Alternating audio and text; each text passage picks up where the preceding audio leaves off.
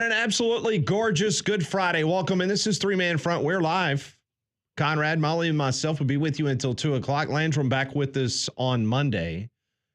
Just to rub it in that he's at the beach, he sent me a video this morning, bright and early. It's a beautiful day at the beach. It's a beautiful day here in Birmingham. I know many people might be getting out of town to go visit relatives over the Easter holiday weekend. I know Molly's getting on a plane as soon as we get off the air today.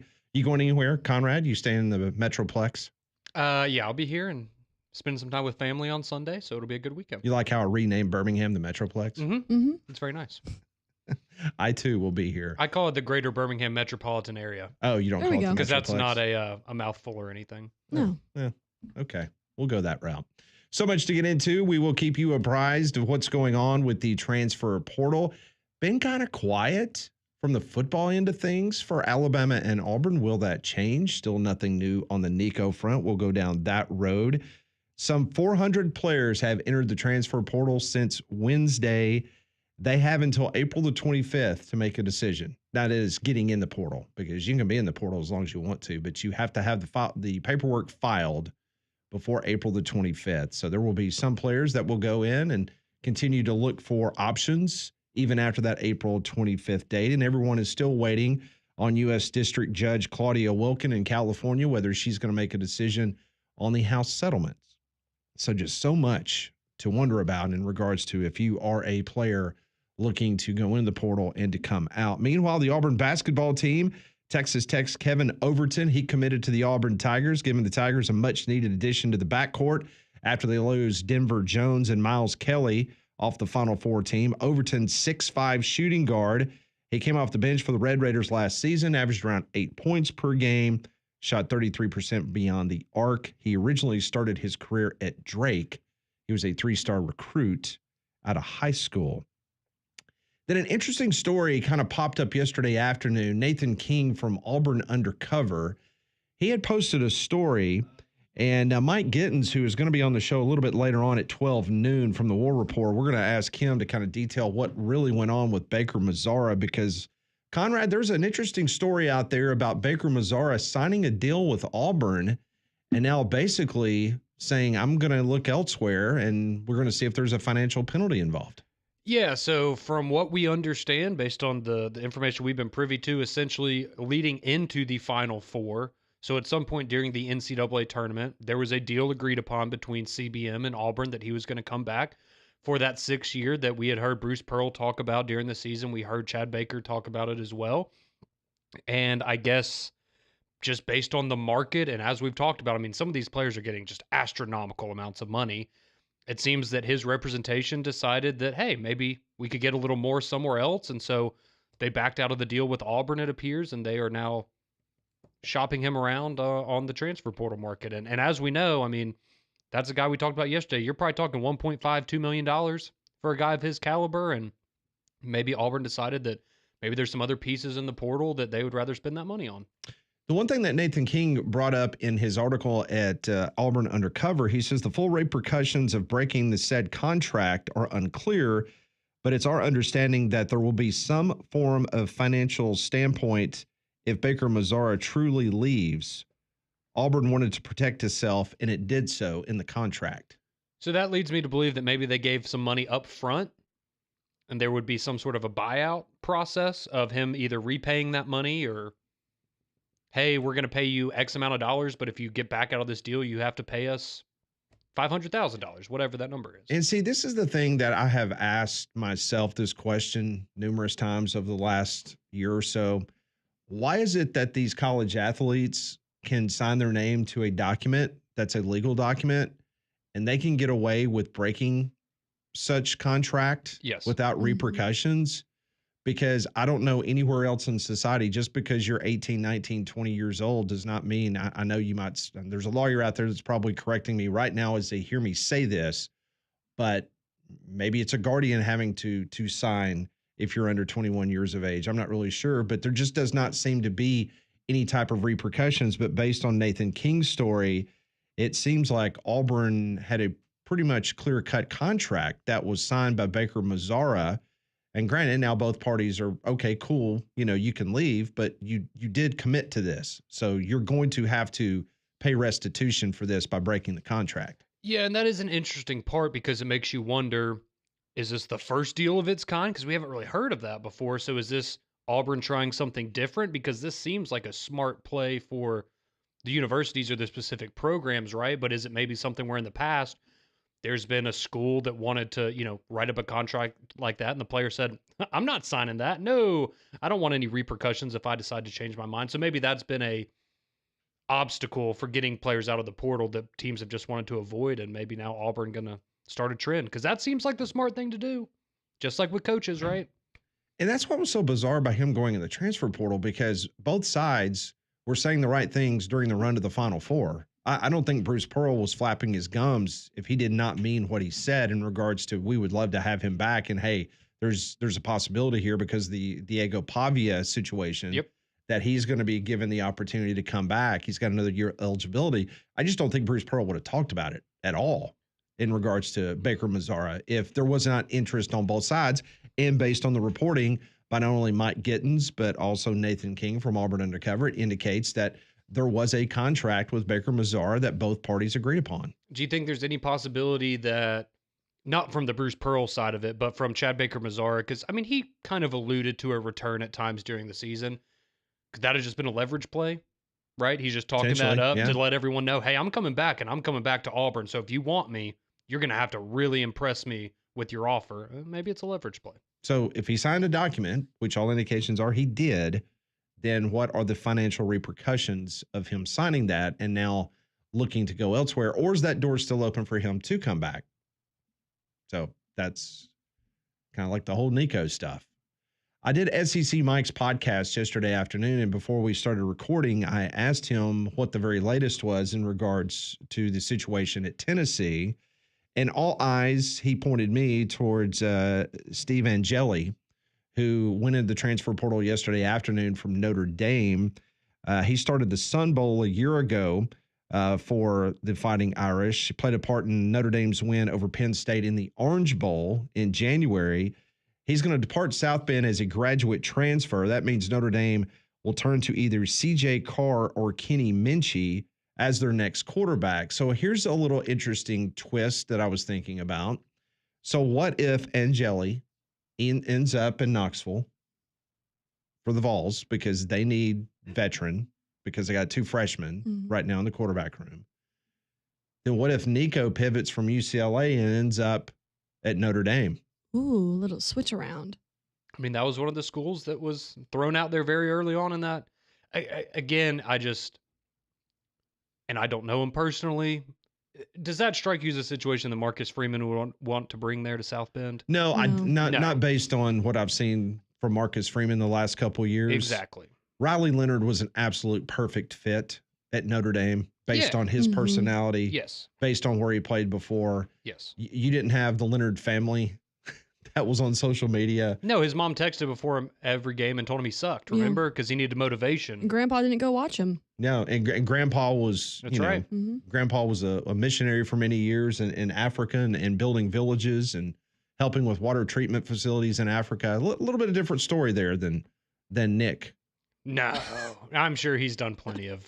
No, I'm not saying he hasn't, but it's just based on what we know in the media that just does not fit the same kind of. No, not at all. The demographic or the bio that you had from your former quarterbacks there at Notre Dame. Well, and I guess I just look at the programs like a Notre Dame that are expecting to be in the playoff. You were expecting to compete for a national title. Now you were the runner-up last year.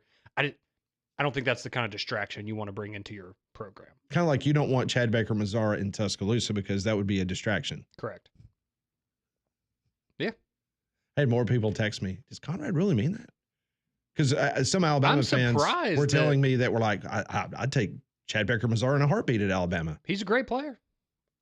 Great player. Again, if he were to end up at Alabama, I'm not going to be distraught about it. I just told him it was something personal between you and Chad Baker-Mazara. Well, I didn't know what it was, but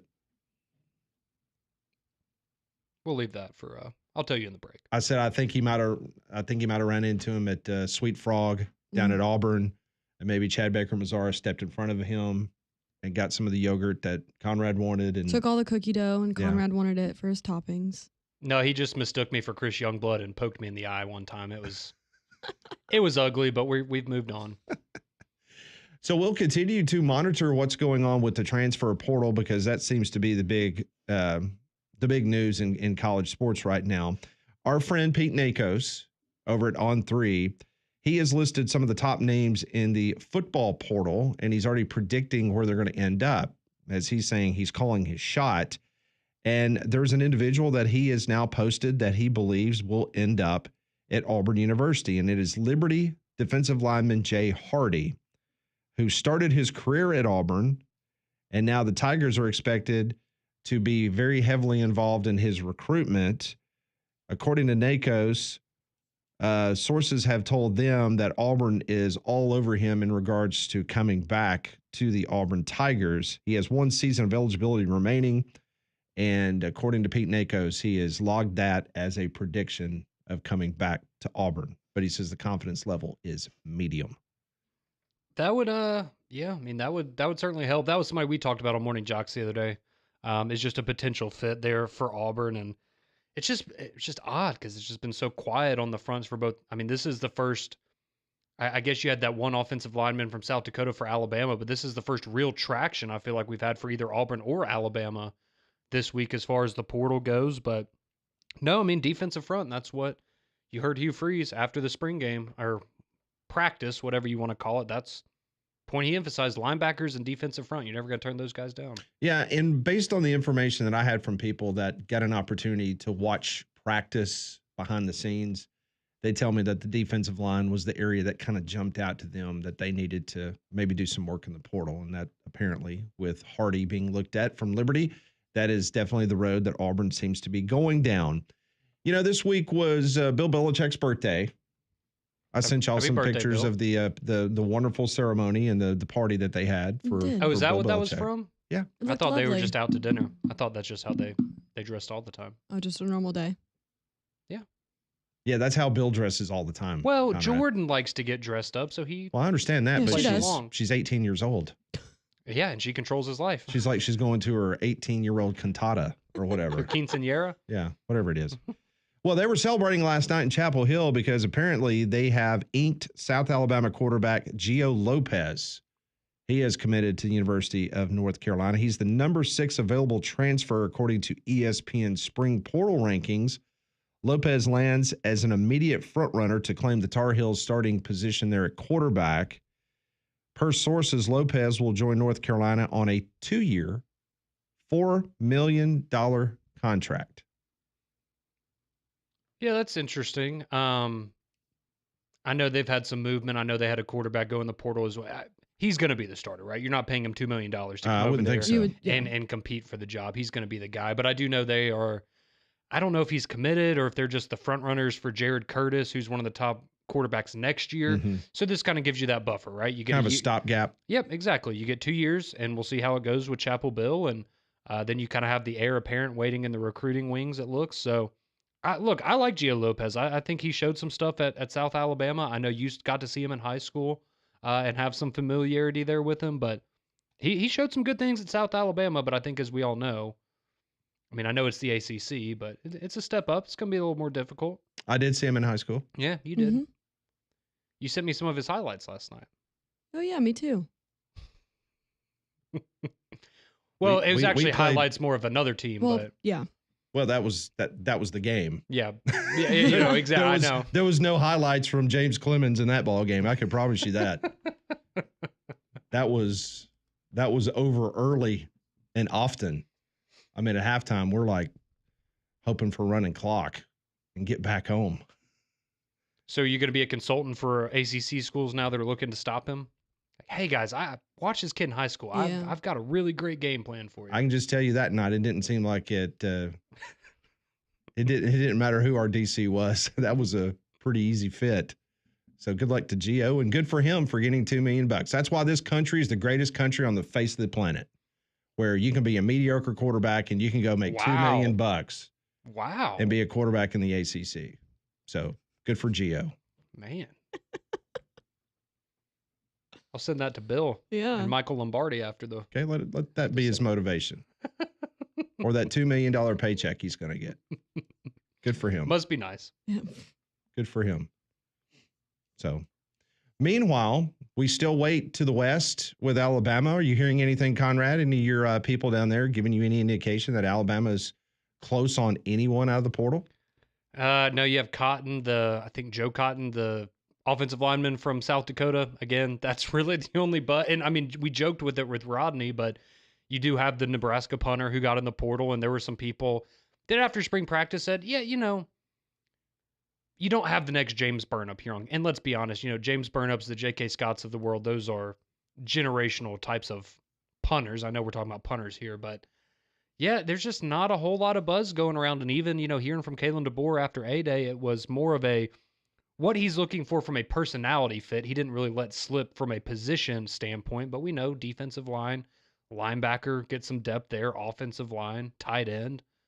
So we'll see how it progresses. There's a lot of tight ends that have gone in the portal here lately. I think Alabama, there's one from Colorado, the one from Cal, a lot of people are really high on. So maybe that's a route that they go. But I mean, Pat, and I know the portal has only been around for a couple years, but I can't remember another time when the portal window was open, at least, where Alabama and Auburn, it was this quiet.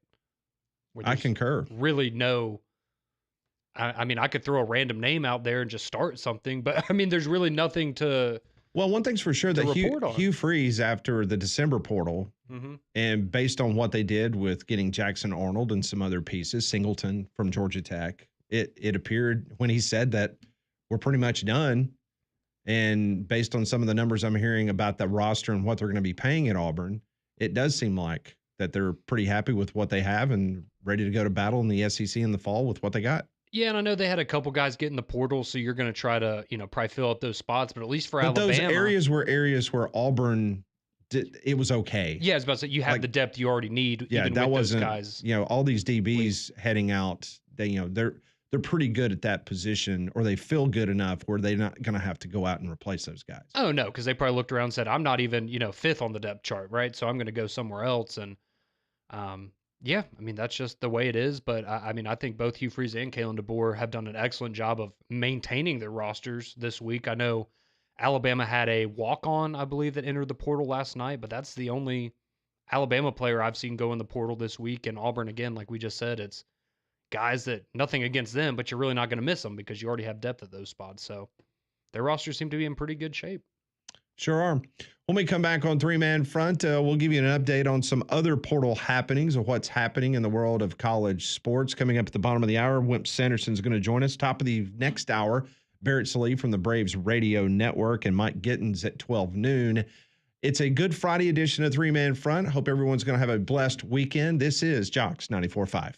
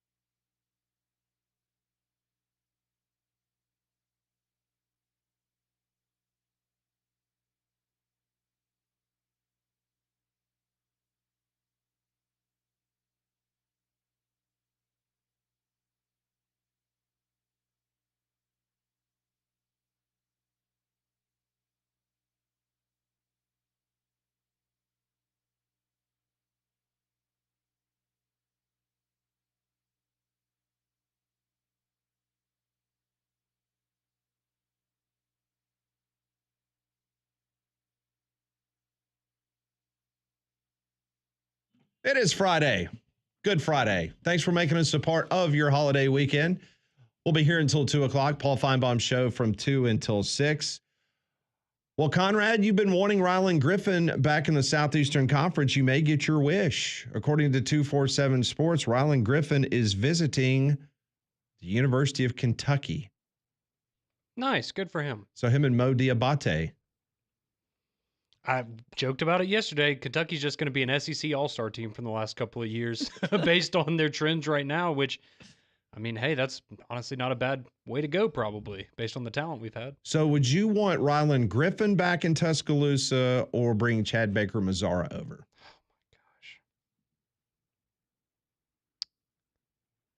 Man, that's a tough question. I think Chad Baker-Mazara is a better player, but I think Rylan Griffin knows the system. Knows the system, he would less gel of better. a distraction, costs less money. I would probably go Rylan Griffin, but I will acknowledge I think Chad Baker-Mazara is a better player. But from the system, though, might be completely different. Yeah, and plus, you know, the other stuff that we've talked about. Well, spring weather in Alabama can be really unpredictable, so that's why you need the reliability of a Trane, voted America's most trusted HVAC brand. And right now, you can receive up to a 10-year warranty on parts and labor on select Trane home comfort systems. So to find out more, go and visit Trane.com. So a big story last night was brewing in the Crimson and White, the student newspaper at the University of Alabama. Did you see this about ticket prices for the students? Did you see this, Conrad? I did not see this. All right, Are we here we raising go. ticket prices? You better believe it. They were free when I was a student. Well, they were $10. The price of the student football full home ticket package increased from $171 to $256 for the 2025 season. That is nearly a 50% increase from last season's package. Over the last 5 years, student ticket package prices, including the $6 handling fee, have increased over 95%. From $131 in 2021 to $256 in 2025. Yeah, I mean, I think my last year in college, so you got 6 games. I mean, I think it was 80 or $90. Like literally, it was like $10 or $15 a game. So that's a big increase right there, but I mean, it's not surprising. So how do you justify an increase for the students from $171 to $256 based on the fact that your team went 9-4? That's what I was going to get to next. Well, let me ask you this. Is there anything in there? Is this a Tennessee thing where we're going to start putting some of this towards NIL? Based on the story that I read in the Crimson and White last night, that did not give any indication. I would assume that that's where the increase is going to. Yes. Mm-hmm. But it was not in the article that I was reading. I'm just trying to do some quick math here.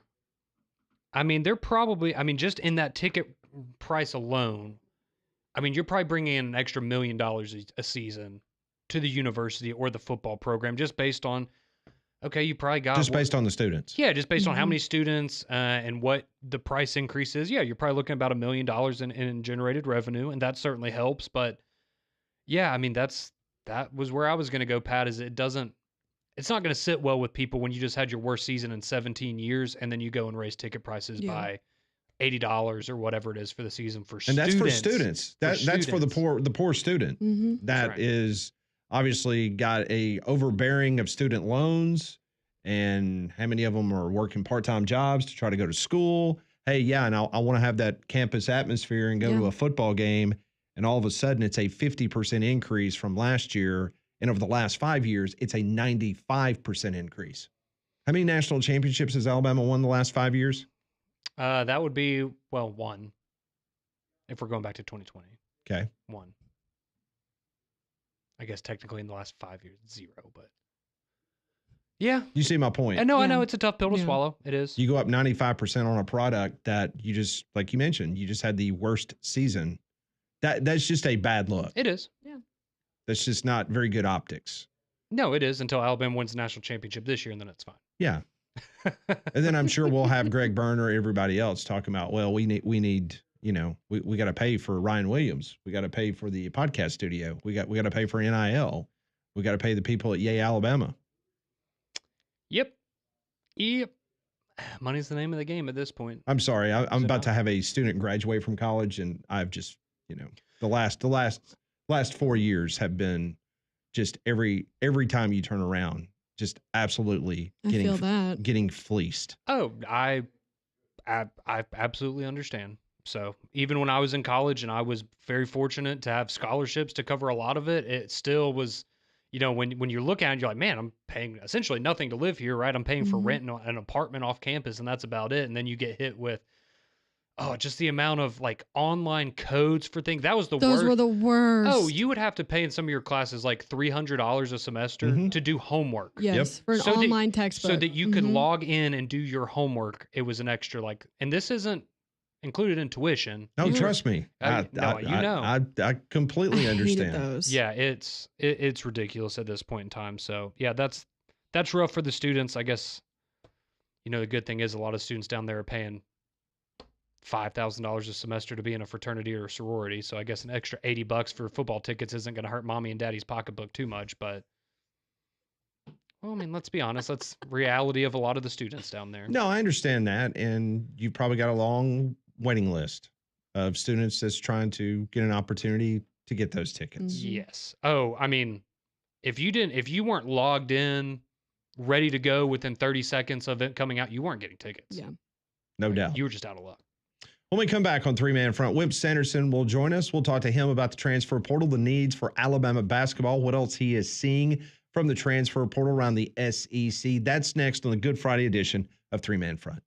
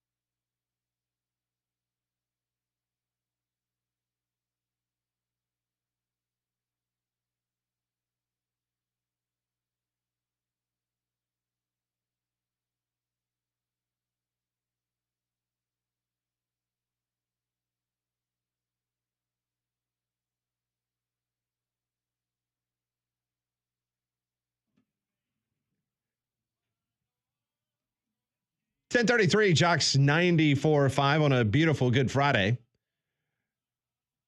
Always happy to be joined by Coach Wimp Sanderson, and is brought to you each and every week by our friends at Craneworks. Lift it, load it, grade it, grind it, move it, haul it, rig it, dig it, Craneworks, Rentalworks, yeah, the big dog's got it. Wimp Sanderson on Three Man Front is brought to you by Craneworks. Lift it, buy it, rent it. The big dog's got it. And now, Wimp Sanderson.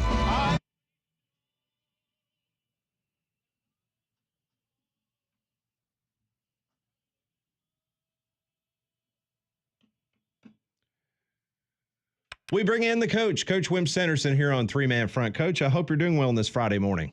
Oh, I'm doing okay. Thank you. I've got problems, but everybody does. This is going to sound silly, me saying something about the NCAA and about what we're trying to do to get things straightened out. The biggest problem that we've had in this whole thing is lawyers suing people for change of venue. We first started out when I was coaching that you were able to go from one school to another and lay out a year and play. And the attorneys got a hold of that, and the kids got a hold of that and said their rights weren't equal and weren't fair. And so as we go through things that they go through all the time, the lawyer and by the kids or by people or by whoever has caused us to be in a little bit of the situation that we're in. We end up going ahead and criticizing sometimes people that can't do much about it when they get lawyered up. And I'm not taking up for anybody. I'm just trying to get everybody to understand that's what has happened, and that's what continues to happen regardless of what you're trying to do with making football and basketball and things like that better. And that's my feeling on it, and I needed to express that. Sure. Because sometimes we go the wrong direction, and we don't really realize that. And you generally say that to somebody, they'll hang up on you and say you're crazy. But had they not been lawyered against them, and people had not sued them and so forth, I want to go here, and I want to go now, and I want to be able to play 2 more years, so forth and so on. It really is a problem for us.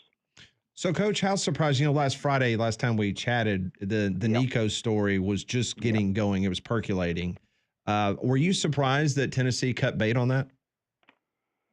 No, I wasn't. I think it showed a precedent throughout the in football arena that people weren't going to take up for that, put up with that. I think from what I had, and I have gotten together and studied it and checked with people, I think that Nico is a little bit better person that people think he is. Is he perfect? No. Did he make some mistakes? Probably. I think he listened to too many people, and I think the missing of practice was certainly a big mistake. But I think as a human being, I think the teammates have a reason to dislike him now, I guess. But at that point in time, they did not.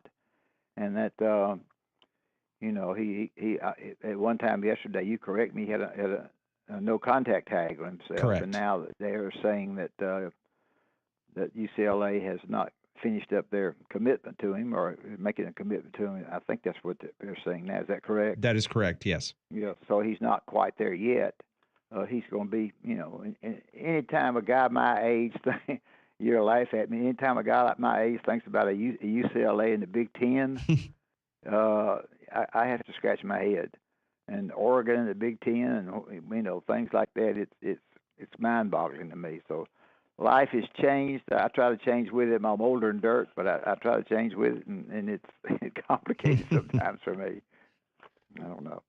Well, Coach, I wanted to ask you about something else going on in the portal. If you saw the news yesterday about Chad Baker-Mazara and a player that, based on what Bruce Pearl had said, based on what he had kind of said on social media, it definitely seemed like he was set to come back to Auburn. Yeah. They had a deal in place, and then he walked away from it. So I just wanted to get your thoughts on that situation there in Auburn. Well, I think the deal came down for what I can find out and gather. I'm coming back.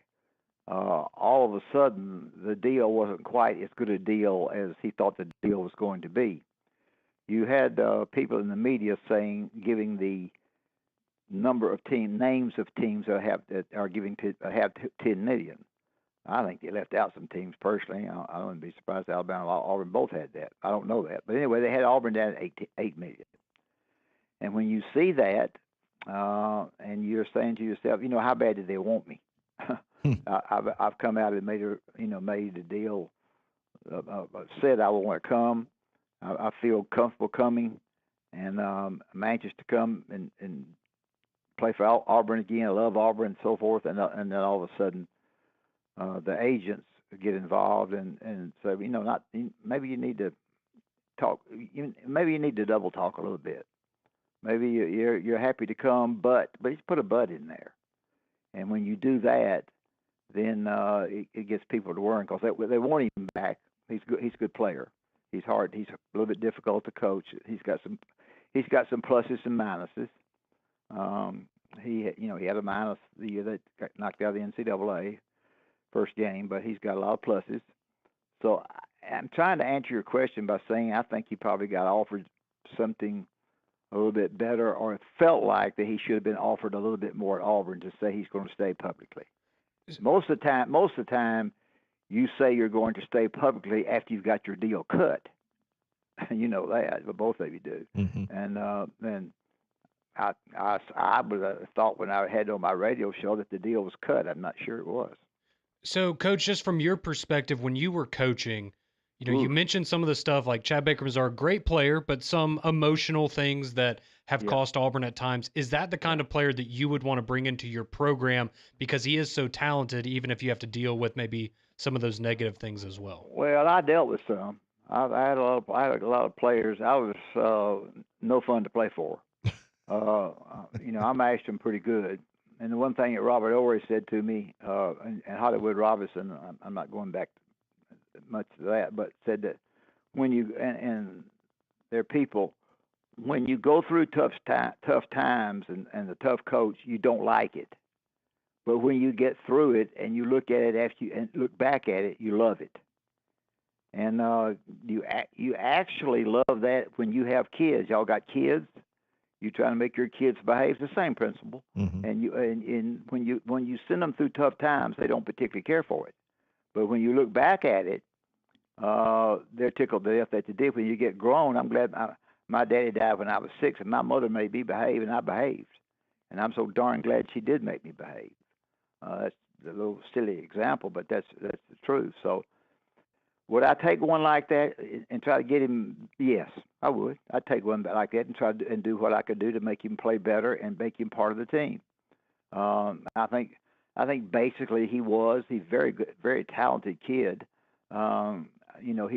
He almost stepped too far a couple of times, I think, maybe if I was coaching him. But I think it's a situation where you do a lot of talk to him off the court. And you try to help him off the court. And you have the assistant coach that recruited him for you talk to him off the court.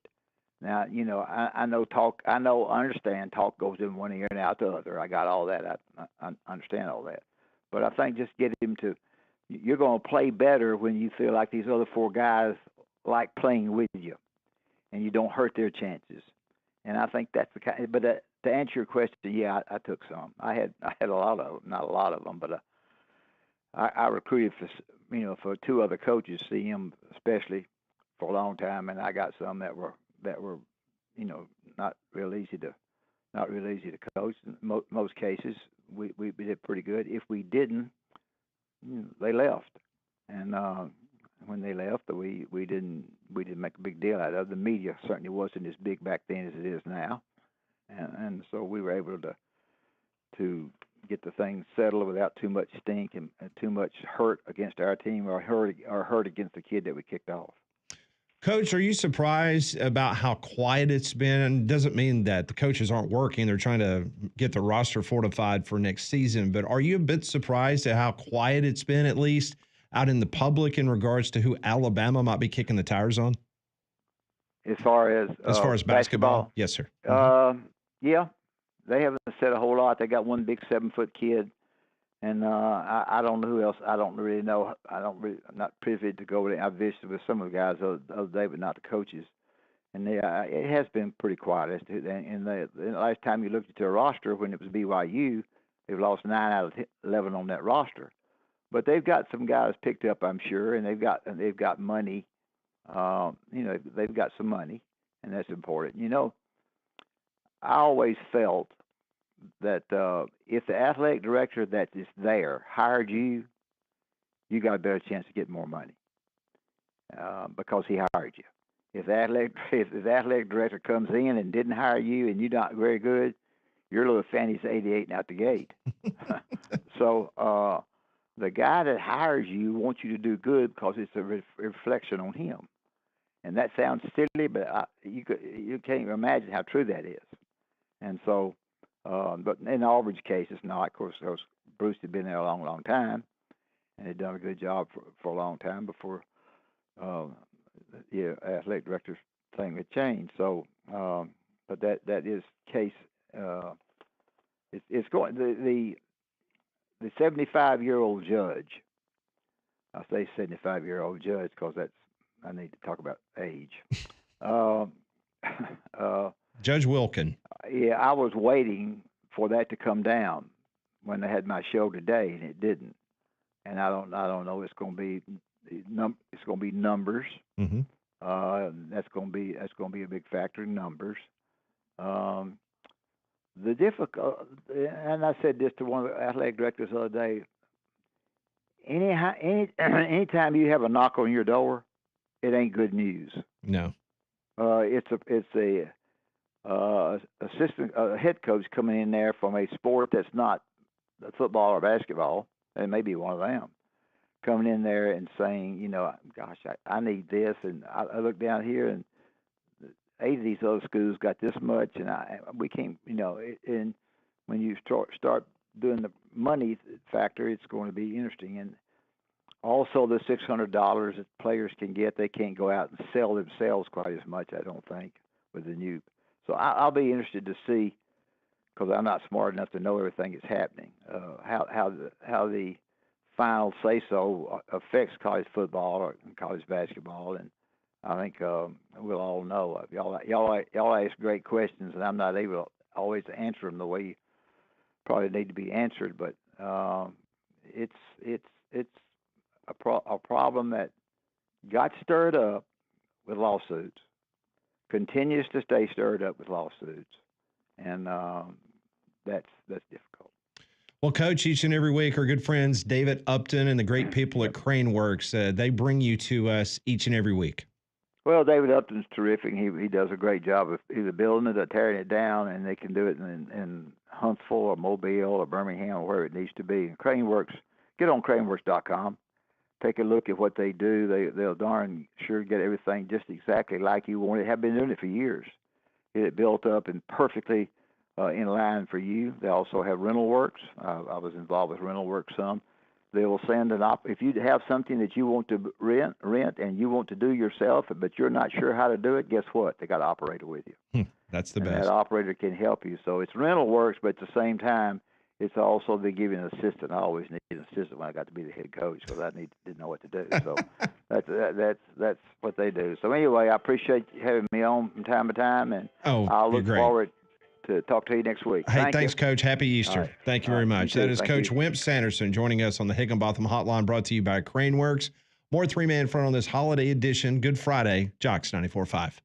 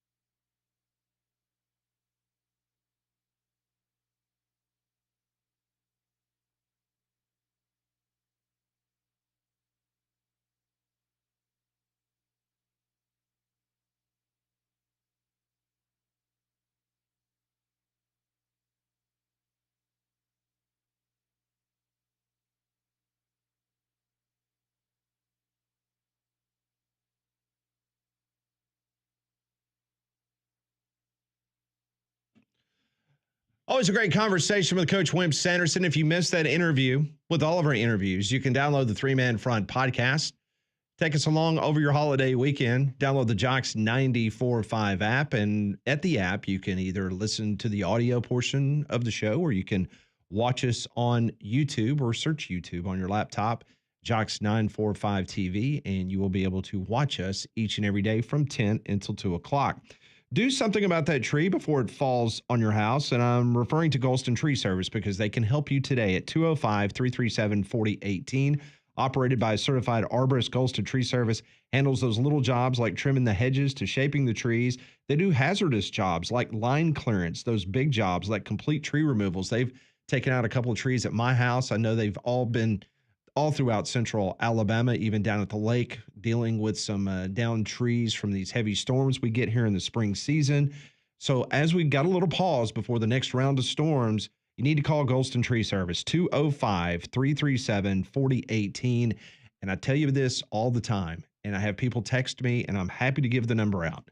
They have 24-hour emergency storm work service. How important is that? Because I had a friend of mine who had a tree fall not only on his property, but it came and it hit a car at their next door neighbor's house. They called Golston Tree Service. Golston Tree Service was out there within about an hour. And they got to work and they got it all cleared up. And that's the kind of service that you're going to get no matter the time of day or night. That's Golston Tree Service, 205-337-4018, a great sponsor we have here on 3-Man Front. And we appreciate them. And they do just absolutely fantastic work. We recommend them 100%. So one of those questions that I asked Wimp was he surprised that there hasn't been a lot of conversation about what Alabama is thinking? Mm-hmm. Do you guys think it's pretty much now where teams are trying to hold their cards close to the vest now, where they're not going to let another SEC team or another college program find out what they're thinking or maybe who they're going after? Almost kind of like the whole premise of not having a spring game in football because you don't want to showcase who you got or who you're looking at. Yeah, and I'd probably even go further than that, right? I think some people probably put up smoke screens in terms of driving up kind of a bait and switch. Yeah, hey, we're really going after this I'm kid. going after Conrad.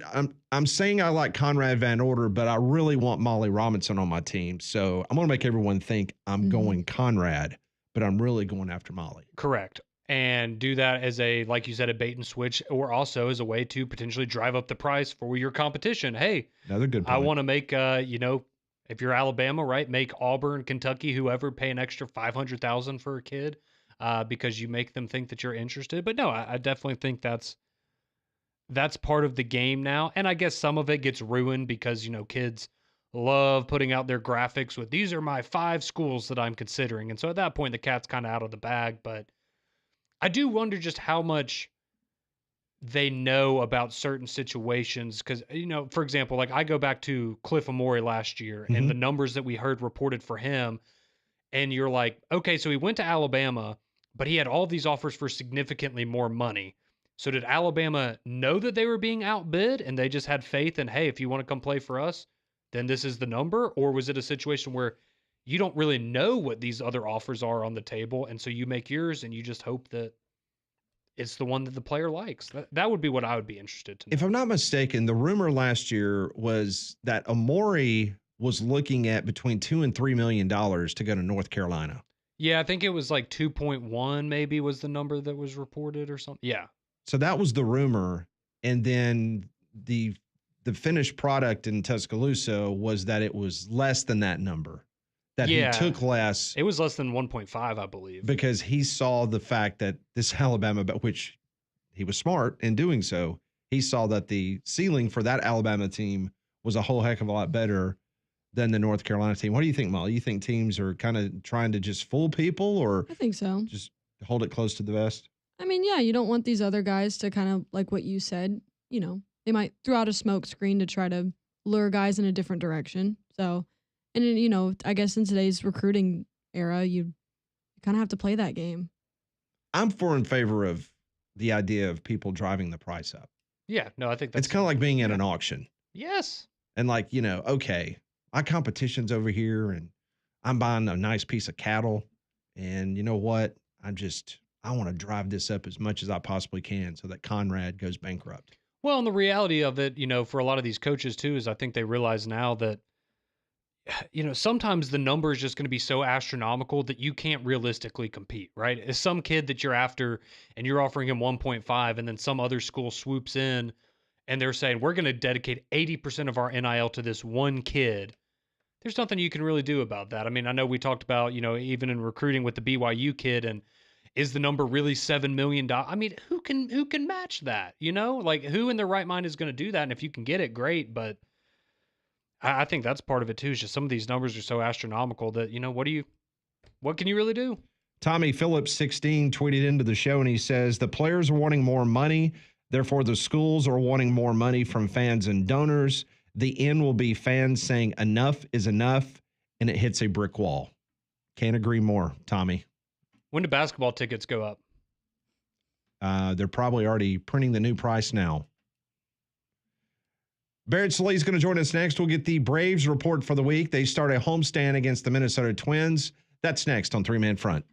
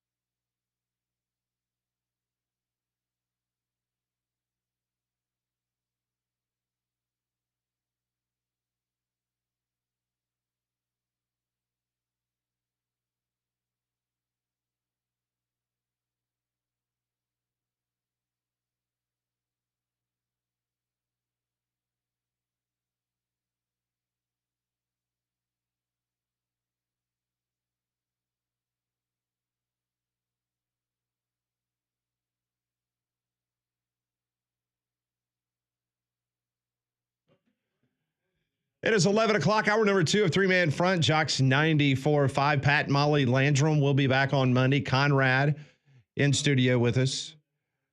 Taking your calls at 1-800-239-WJOX. The courtesy GMC text line always open at 205-834-9450. We've already talked to Wimp Sanderson this morning. We will talk to Barrett Sallee from the Braves Radio Network coming up momentarily. No real big news coming out of the transfer portal this morning. Now, yesterday afternoon, Texas Tech's Kevin Overton He committed to Auburn basketball, giving the Tigers a much-needed addition to the backcourt after losing both Denver Jones and Miles Kelly after the Final Four. Overton, a 6'5" shooting guard, comes off the bench for the Red Raiders this last year, averaged around 8 points a game, shot 33% from beyond the three-point arc. So Overton is the third pickup for Auburn from the transfer portal, joining Mississippi State big man Keyshawn Murphy and UCF forward Keyshawn Hall.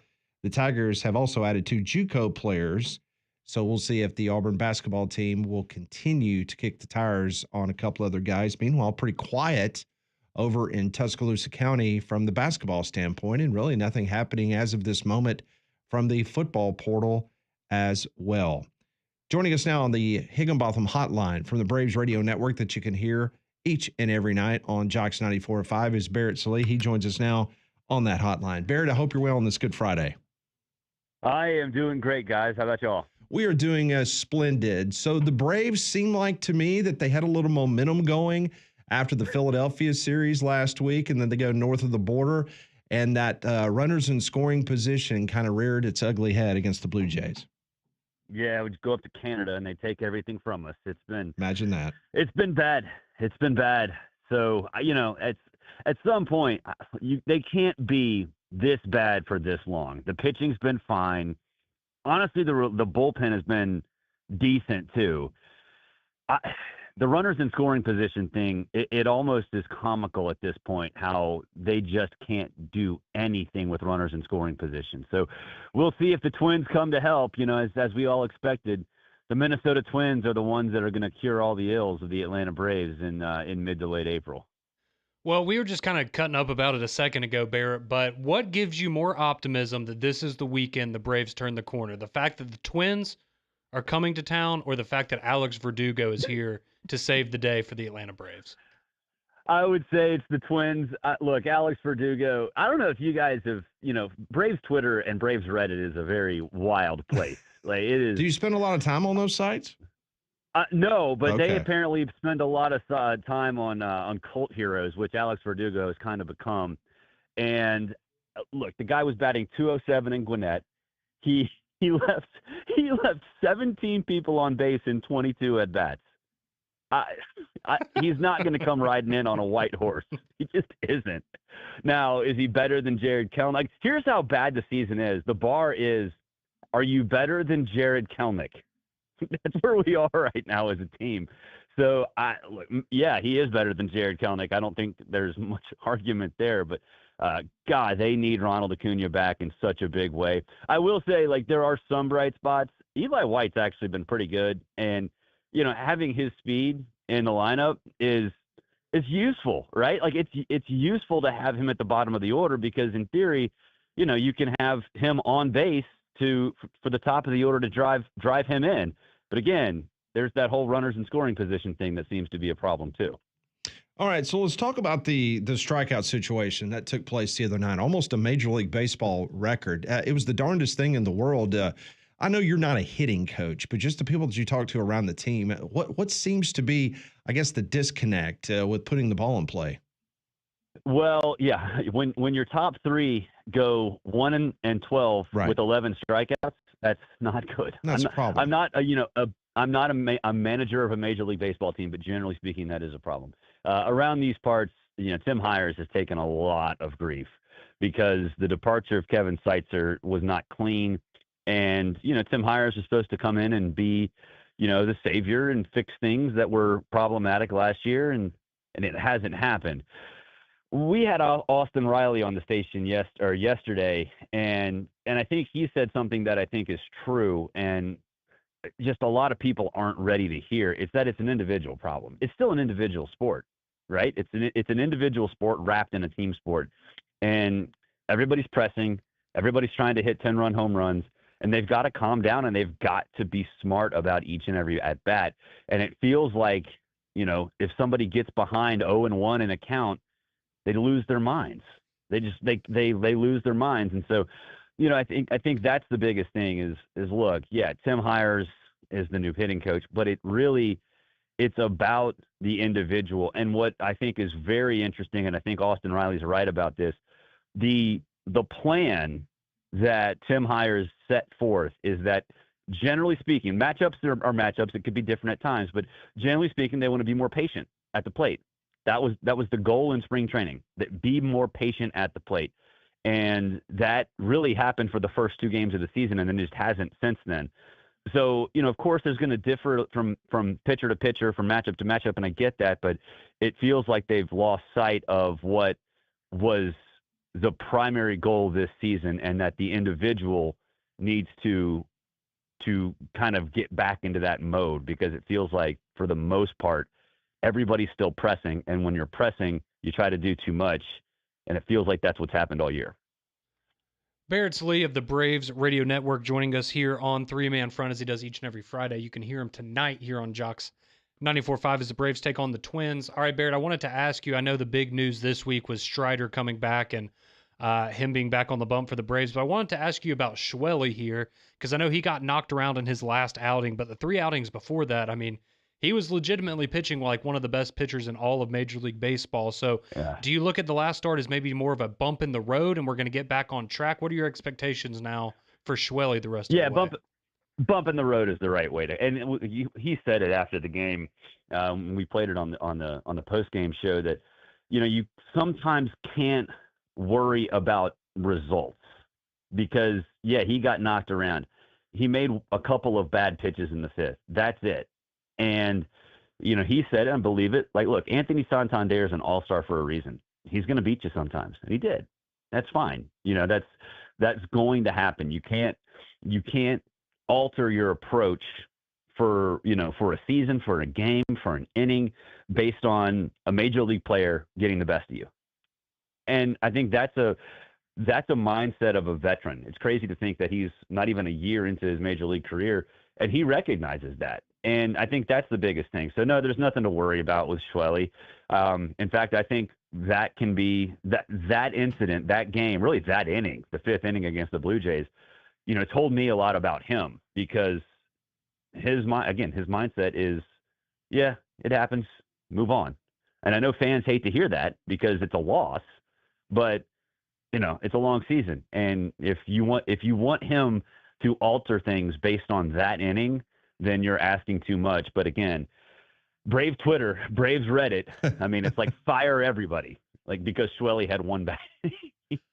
Now, I know it'll be fine. Listen, It'll be fine. And I know the offense has been sluggish at the beginning here. New hitting coach, season number 1.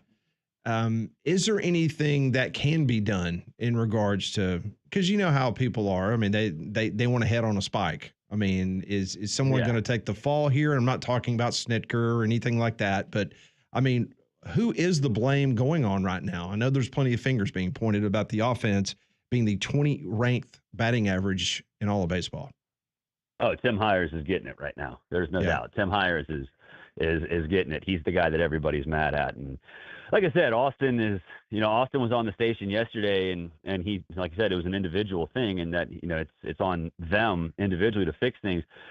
We actually had him. We had an event. I know you guys have different sponsors, I'm not going to say, but at a golf store, and he got fitted for new clubs while he was out there, and it was like a whole thing, and it was planned and all this other stuff. And we posted a video of it, and my God, why isn't he in the cage working on his team? Why isn't he doing? It's like, you guys recognize Austin Riley has like been the bright spot this year, and that he's not going to, call everybody in on an off day and say, hey, let's fix this right now. It's pretty much everybody's getting blamed. And yesterday, honestly, on our station, it was Austin Riley, because we posted that video on social. It's just like, Braves country's mad. And when people are mad, they got to yell, they got to scream, they got to yell, be like, Grandpa Simpson yelling into the clouds. So that's where we are right now. All right, Barrett, before we let you go, I did want to ask you about Michael Harris Jr. and just kind of your thoughts on him, because, I mean, again, I remember when he came onto the scene with the Braves, and he was incredible back in 2022 and 2023. He had a rough start last year, but ended up piecing together a pretty solid season. Now he's struggling again at the plate. Is this, again, do you think are we putting the blame on the new hitting coach? What are we looking at with Michael Harris Jr.? Because that's a guy I imagine they really need to get going. Well, I think the biggest thing with him, I think the question and the frustration is, why is he leading off? Because he's 0 for 15 with 7 strikeouts in the last, really since that home run against Tampa in the 9th inning. in the middle game of that series. I think historically he's been a slow starter. This is slower than normal. I think part of that is just that, he's bouncing around. Everyone's bouncing around the lineup, and nobody really has, some consistency in what they're being asked to do. But also, he looks lost at the plate. You throw him a curveball outside, he's swinging. You throw him a slider buried, back corner of his foot, he's swinging. So, I think that there's frustration because he hasn't performed. I think for most folks around here, it's this thing of, okay, he's going to get right, but Snit better not put him at the top of the lineup. I'm not the biggest, fire Snit guy. I think that's ridiculous. But him putting Michael Harris at the top of the lineup is not good. I mean, if the lineup comes out today and Ozzy's not at the top, Eli White could be at the top. If it's Michael Harris second, people are going to lose their minds, because I think it's definitely a fair criticism right now that he should not be up there. In regards to the rest of the National League East, it's very early. We're not to Memorial Day yet, but how would you handicap the rest of the division? Yeah, I mean, honestly, it's going in, I think, and still maybe people are saying it's the hardest division in baseball, and maybe that's true, but nobody's really proven that yet. I think we're all focused about the Braves and the Braves' problems. It's not like the Phillies have been world beaters. It's not like the Mets have been world beaters. There are still, there's still time to fix things. And I know that's easy to say when you just look at the Braves and how frustrating they are, but you look around the division, it's like, okay, well, I think the Braves are 5 games back? Sure, yeah. Fine. So I think that's the biggest thing, is that nobody's really running away. No one's playing elite baseball right now. So that is, when we go on, the pregame show, we try to pump as much sunshine as possible at times. And that's something we've consistently said, like, hey, look, yeah, this sucks, but it's more doable than you think to climb out of this hole, because the division is not what I think a lot of us expected. All right, before we let you go, in your previous life, you covered college football. Just your take on Nico and that whole scenario with Tennessee. Man, this is part of the reason why I'm kind of glad that I'm not in the that you're not in it anymore right now. Yeah. Yeah, this is a sign to me, like, I made the right decision at the right time. Look, I understand, like, I'm fine with NIL. I'm fine with players moving, portaling, all that stuff. But this is just another case of the NCAA doing things messy 5, 10, 15 years ago, not doing the right thing. And this is a byproduct of that. Look, I would never let my handlers make decisions like this for me. At least I would think, even if I was worth $8 million or whatever. But this is going to happen more. And yeah, holding out in the way he did, going to dinner with the quarterbacks the night before the spring game and then not playing, that's pretty shady, right? Like, that's really shady. But you're going to get to a point this year where there are going to be players who hold out for specific big games. I guarantee you. Yeah, so I'm with you. All of this is just a byproduct of 10 years ago, Mark Emmert not addressing all this stuff. You can blame Nico, and yeah, I do. 100% I blame Nico. But there's a much bigger picture here, and there's nothing college football can do about it. And that's what I think, people need to realize is, like, look, you can sit here and try to put all these rules in place for this not to happen. But what have we learned the last 5 years? Unintended consequences when you make those rules are the problem. Like, that's the reason we are where we are. Those unintended consequences are what really, really has put college football in a bad spot. Can't disagree. That's Barrett Sallee. You can hear him tonight right here on Jocks 94.5, the Braves pregame and postgame show as the Braves take on the Twins. Always appreciate it, Barrett. You and your family have a blessed weekend, Easter holiday weekend, and we'll talk to you next week. Thanks, y'all, as well. And, man, hopefully just 2 or 3. Just 2 or 3. Yeah, because then next week, the next time we talk to you, you'll either have swept the Twins and my Cardinals, or maybe my Cardinals can take a game or two. We'll see. Hey, why would you say something like that? That's just mean, Pat. Hey, we're around 500. We couldn't help you out last night. We let the Mets beat us. So, we'll do what we can. You're not perfect. I know. All right. All right. Thanks, Barrett. Take care. See y'all. That's Barrett Sallee joining us on the Higginbotham Hotline. You deserve solutions that are built for you. Higginbotham is your one-source solution for insurance, financial, and HR services. More three-man front. We'll get to the text line. We haven't had an opportunity to do that. We'll do that next here on Three-Man Front.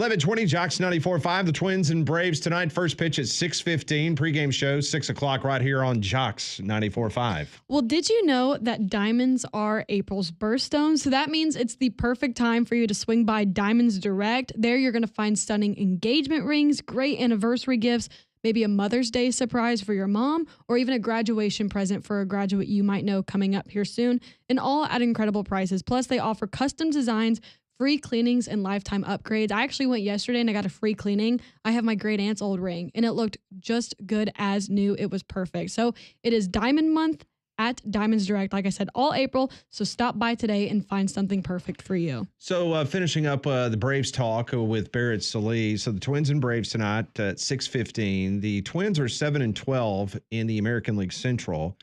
Braves are 5-13. The Braves have played better, obviously, at home than they have on the road. Chris Paddock is on the bump for the Twins. Conrad, he is 0-2 with a 9.49 earned run average for the Minnesota Twins. This is it. Yee. Time to strike. This is a good time for Atlanta to kind of get it turned around. Bryce Elder will be pitching for the Braves. He's 0-1 with a 7.20 ERA. So the over might be a good play for a lot of people if you like that when it comes to baseball betting. Yep. The Braves have the number 26 offense in baseball scoring. They only average 3.4 runs per game. They've only scored 61 total runs so far this season. And the Braves only average 1.2 home runs per game. That is ninth best in Major League Baseball, but they have 22 home runs on the season. And as I mentioned to Barrett, the Braves are the 20th ranked batting average in the league. They are at 222 as a team. Wait, how many runs you said they've scored? 61. Okay, the Twins are at 66. So, as Barrett said, you got to get two out. I mean, you have to. Because you talked about it yesterday. And it's, if you want to, chalk it up to the fact they played a lot of games on the road. You had to play the Padres. You had to play the Dodgers. Yeah. You've had a tough road schedule.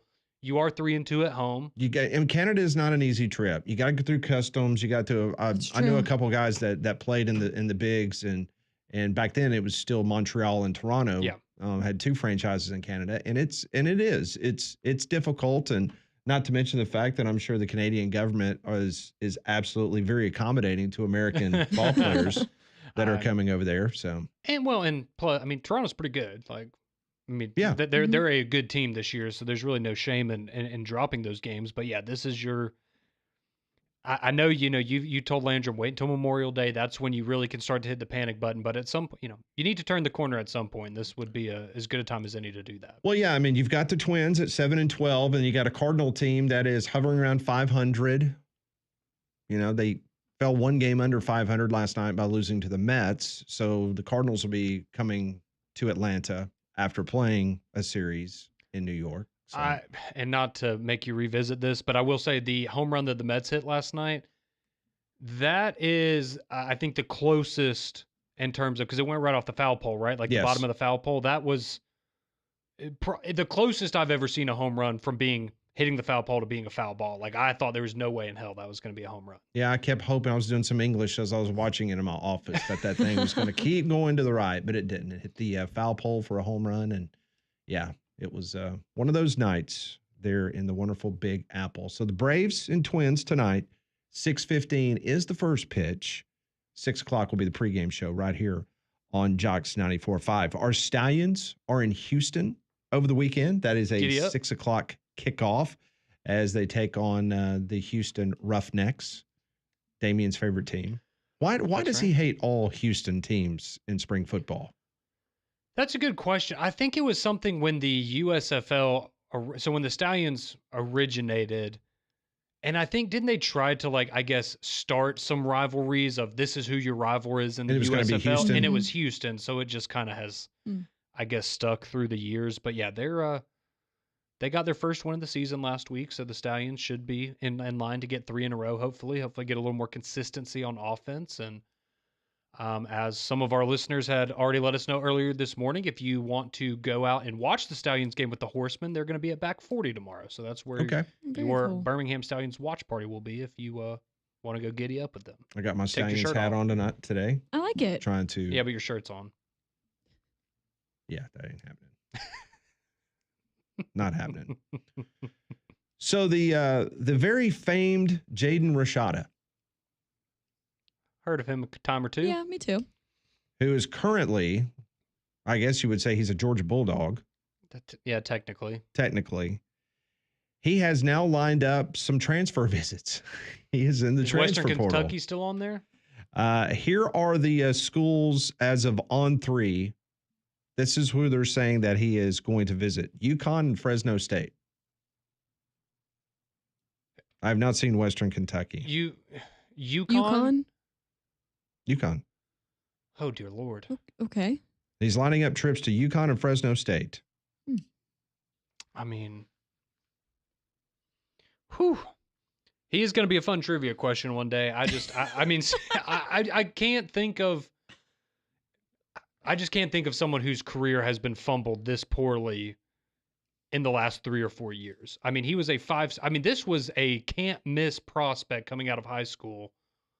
And it has been, it's a disaster. You're selling for UConn? I mean, I guess it's like the, the Malachi Nelson kid or whoever was had to transfer to UTEP. And it's just like, what? Mhm. Like, what happened? You were a 5-star recruit out of high school and you had every opportunity, you had all these resources. And Rashada is still in the midst of a lawsuit against Florida head coach Billy Napier, former Florida director of NIL and player engagement Marcus Castro Walker, and well-known UF booster Hugh Hathcock. A judge ruled this month that Rashada's fraudulent misrepresentation and inducement conspiracy to commit fraud and negligent misrepresentation claims, they have survived, and now they're going to discovery. So Rashada's legal team actually won a battle in, obviously trial hearing. So he filed the lawsuit last May. At the heart of the suit is still the 4-year, $13.85 million contract that played a crucial role in Rashada flipping his commitment from Miami to Florida. so I guess right now it looks like he's going to get some of that money. Yeah. In early, if you're keeping track of this, his team definitely got a win in this pretrial hearing. Yes. Because of discovery. That doesn't necessarily mean that he's going to ultimately win the big prize, but that most certainly was an early victory for Team Rashada. That's just such a wild situation. So hopefully it works out if it's Fresno, UConn, wherever. Because clearly a guy that has a lot of talent, just a bunch of missed opportunities for him. So if you're keeping score at home, he was originally Miami. Correct, but he never played for him. Never played for him. Went to Florida. Never He played transferred to Arizona State, Mm-hmm. and now he's at Georgia. He's in the portal, and along with visits scheduled for UConn and Fresno State, Tulane and Western Kentucky are rumored to be interested in his services. Oh. So maybe Tulane That's took where it was. maybe the Western Tulane took Kentucky a thing. flyer out on Nico and Yeah. realized how much it was going to cost and said, you know what? Jane Rashada is about to be a rich man, so we can just pay We'll try him. Yeah, we can pay him a lot less. He's still classified as a freshman. Are you serious? I'm looking at it right now. Now, maybe it's not updated, so maybe it's a sophomore for this upcoming year. But, he's been in college he played for Arizona State in 2023. And he's still listed as a freshman at what I'm looking at right now. But Now, I'll have to go back and look off the top of your head. Did he play even when Georgia was beating the crap out of somebody? Did Jaden Rashada No. ever I step don't foot think on he the field? did. his only stats in college, he is 44 of 82 for 485 yards, 4 touchdowns, 3 picks. And that was in 2023 at Arizona State. Yeah, I was about to say, I That's think it. his only playing time was at ASU. That was it. Because he was the starter Mm-hmm. for a little while. And then He got hurt, didn't he? yeah, and got then banged up. somebody came in and kind of took the job because they were playing a little better than him anyway. They were better. Yeah, they were better than him. But yeah, so Miami, Florida, Arizona State, Georgia, UConn, potentially. Talk about You talk about like just A falling off pathway. the edge. Yeah. like, wow, that's a really interesting basketball career. Well, what if I told you he's a football player? Well, that's maybe looks a little different now. Man, you go from Miami and Florida, then go to Tempe and then Georgia. And what does that tell you about him if Georgia's like, okay, yeah, we're not even going to entertain this competition with Gunnar Stockton. We just don't think there's anything there. Yeah, I think probably Kirby probably saw enough. I'm going to guess he did as well. But man, Crazy. in this world of the transfer portal. Yeah, well, who knows? He could end up $13 million richer one day, and he will have played 2 games of college football to show for it, and then he can go be a student athlete advocate or something. When we come back on three-man front, so all of this discussion about what's going on with this retiring of jerseys at Colorado, an interesting take as Dion addressed it yesterday. We'll get into that. Take your phone calls at 1-800-239-WJOX, the courtesy GMC text line 205-834-9450. Mike Gittins from the War Report covers the Auburn Tigers. He'll join us at 12 noon. This is Three-Man Front on Good Friday, Jocks 94.5.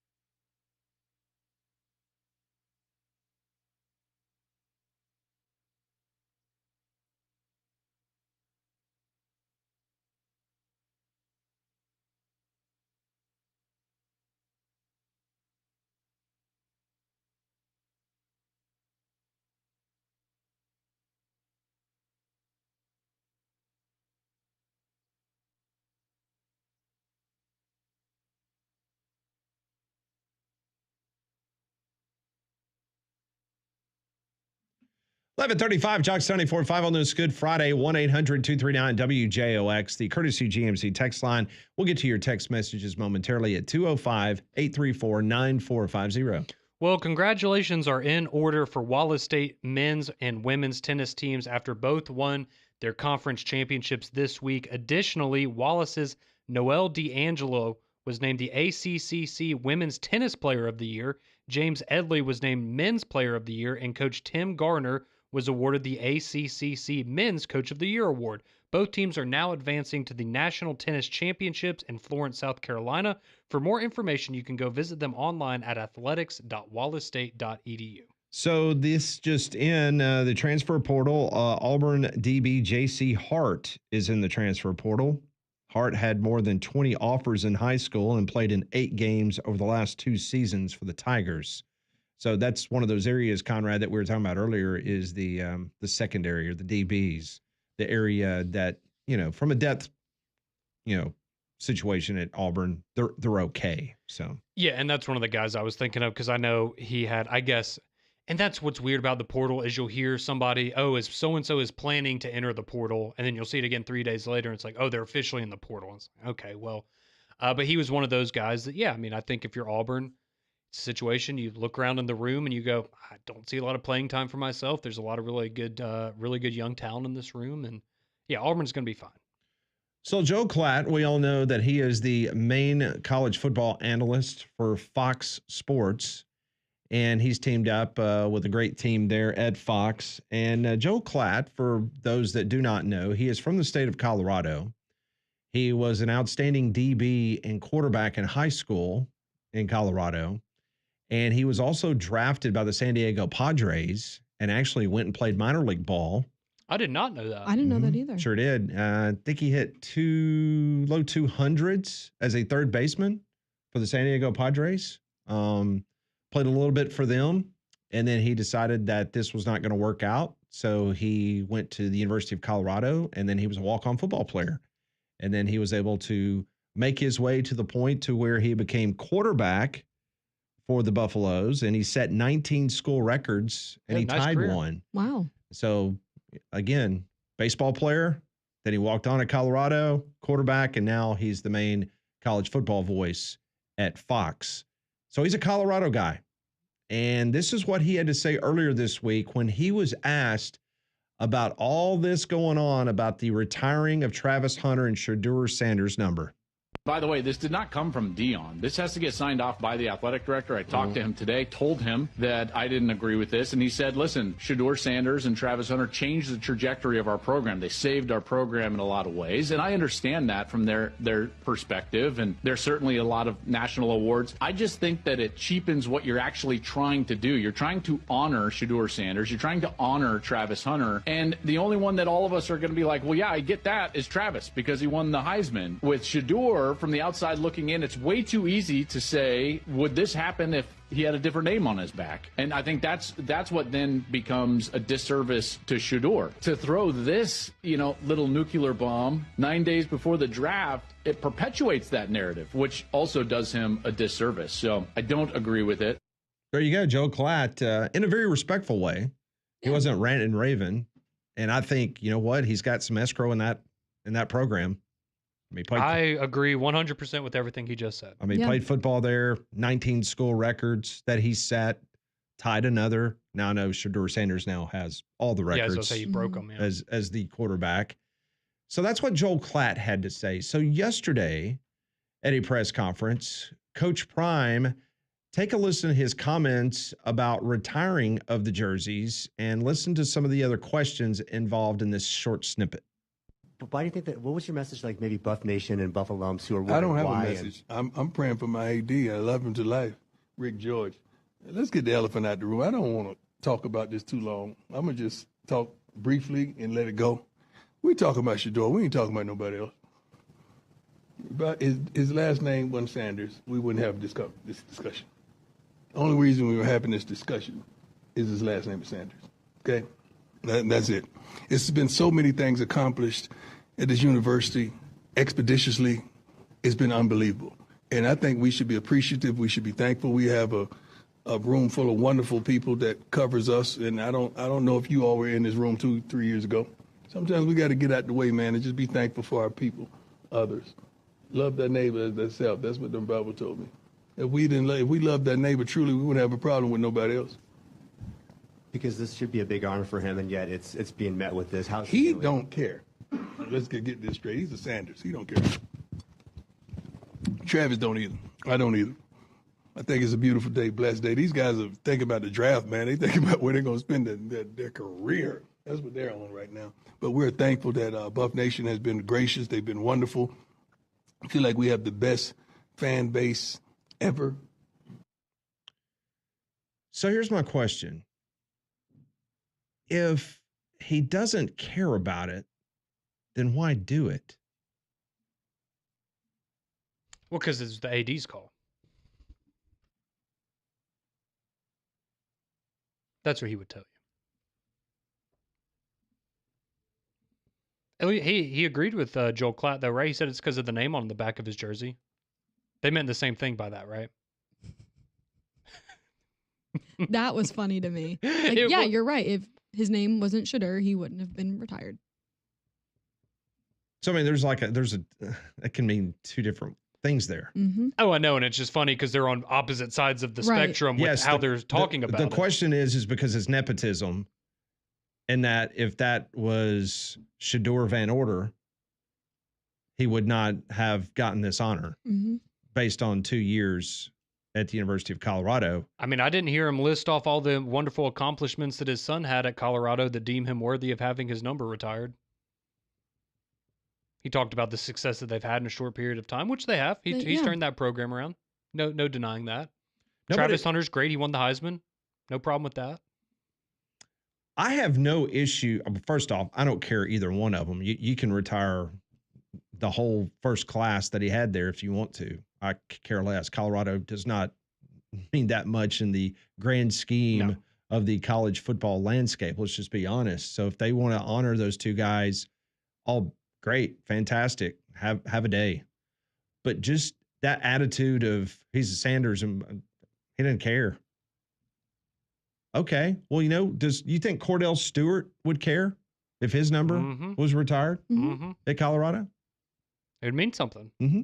And I'm sure it means something to Shedeur as well. But and kind of going with what Joel Klatt said, I understand it's Colorado. It's not Alabama or Auburn or these programs that we're accustomed to here. But to me, it just kind of feels like you're cheapening what that honor is, right? Because if you're somebody in the future that gets your jersey retired at Colorado, it just feels like there are different maybe expectations or different standards for the other players and then Shedeur.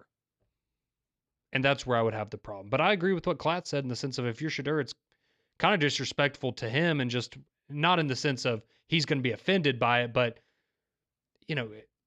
it's almost offensive. Like you're giving him a courtesy jersey retirement, right? Not because he won you a bowl game or he took you to a college football playoff or won a Big 12 championship. And by the way, we're not saying anything about Travis Hunter. He won the Heisman Trophy. Oh, absolutely. No, absolutely. Retire his number. He deserves it. That is in a whole different stratosphere. No problem with Travis Hunter. Than Shedeur Sanders. Yeah, and they should retire his number. He won a Heisman. Mm-hmm. Absolutely. What did you say earlier this week? What was Shedeur Sanders' record? 13-12. And they're like 1-7 against top 25 opponents. Correct. And that doesn't mean that he was not an exceptional player. Absolutely. He was an incredible player. You got to win something. Also, and this might just be me, but doesn't the timing of this seem a little odd? It seems very quick for them to retire. I mean, normally you would wait a couple years, fast. Not the year that they graduate. Well, and here would be my question. If Deion Sanders had gotten offered the Cowboys job this offseason when that rumor was circulating, and he's the head coach of the Dallas Cowboys right now, are you retiring his son's jersey on Saturday? No. I'm going to say no. I would agree with that. I don't even know if you're doing Travis Hunter's jersey. Ultimately, yes, Travis Hunter's jersey in the future would, but not this quick. Correct. I agree with that as well. I think they've lumped both of them in at the same time. Drafting partners, so to speak. Well, and you couldn't do a separate thing then it would really have people. That's what I'm saying. You lump him in with Travis Hunter. Correct. So you kind of dilute the conversation. What about Shiloh? I'm glad you Well, said he's that. not. He's not his favorite kid anyway. I was about to True, say but you I was only like, what get about your the number other one? retired if you're number one on the kid rankings. Well, whatever. I thought Joe Klatt's comments kind of really solidified, I think, the majority of people what they were saying about it. Well, and if there's anybody that has the right to have that opinion, it's him. No doubt. So, yeah, I have no problems with what Klatt said there. But I mean, like you, at the end of the day, does it really matter? No, it doesn't matter. Good for Colorado. They want to have a fun event and have people come out there and celebrate the 2-year career of Shedeur and Travis. That's great. Have at it. Yeah, that's the thing. I mean, it's their program. They can do whatever they want to do. Yep. And but just have the self-awareness to understand why this is happening. I don't know. It just kind of took me back when he just said, he didn't care. He's Why a are you Sanders. addressing it? He didn't care. Mm-hmm. Then why did you feel the need to talk about the whole thing? Well, it's all right. He'll be quarterback of the New York Giants next week, so he'll be fine. He'll move on.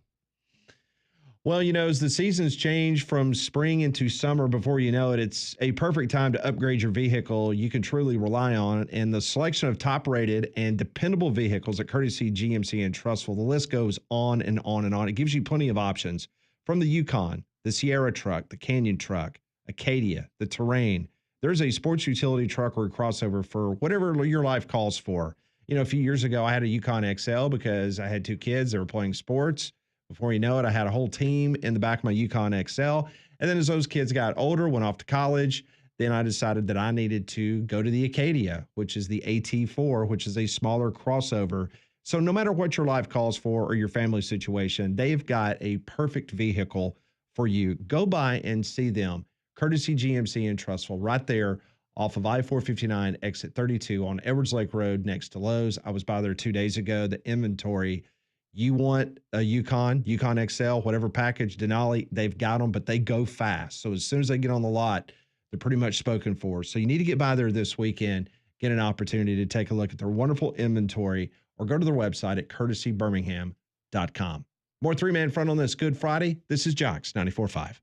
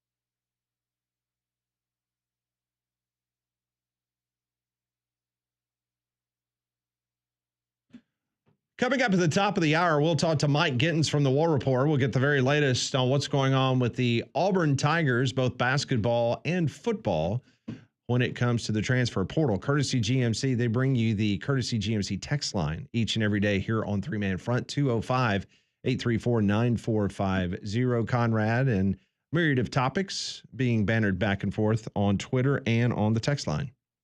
That is correct, Pat. We will start off people weighing in on our discussion we were just having about Deion Sanders and his thoughts on Shedeur Sanders having his jersey retired tomorrow at the Colorado spring game. Somebody chimes in here. They say, Deion is very Trump-like in his need to hit back whenever anything he does is questioned. He says, clearly this is the Colorado AD making a gesture to keep Deion happy and on board with the Buffaloes football program. Well, we were talking off the air. It would not surprise me in the least. Just showing the goodwill that Colorado has towards Sanders, they just re-upped him to a new contract. Yes. In which they're, if I'm not mistaken, are they not paying him around $10 million? Yes. He is one of the highest paid coaches. Yeah, one of the highest paid coaches. Now, granted, they have made a lot of money. Oh, yeah. Off of Coach Prime and Shedeur and Travis Hunter and the success they've had this last season. So maybe it was written in their contract, said, hey, I tell you what, we'll throw this in and we want to do this for you and your son deserves it. So we're going to honor him. That is certainly possible. Let's see. Brandon chimes in. He says, it would probably make more sense if they retired his jersey 10 years down the line. And in professional sports, it's 5 years? Mm-hmm. Well, for the Hall of Fame, but yep. I think time would maybe change the people's minds about it. It is very, very quick.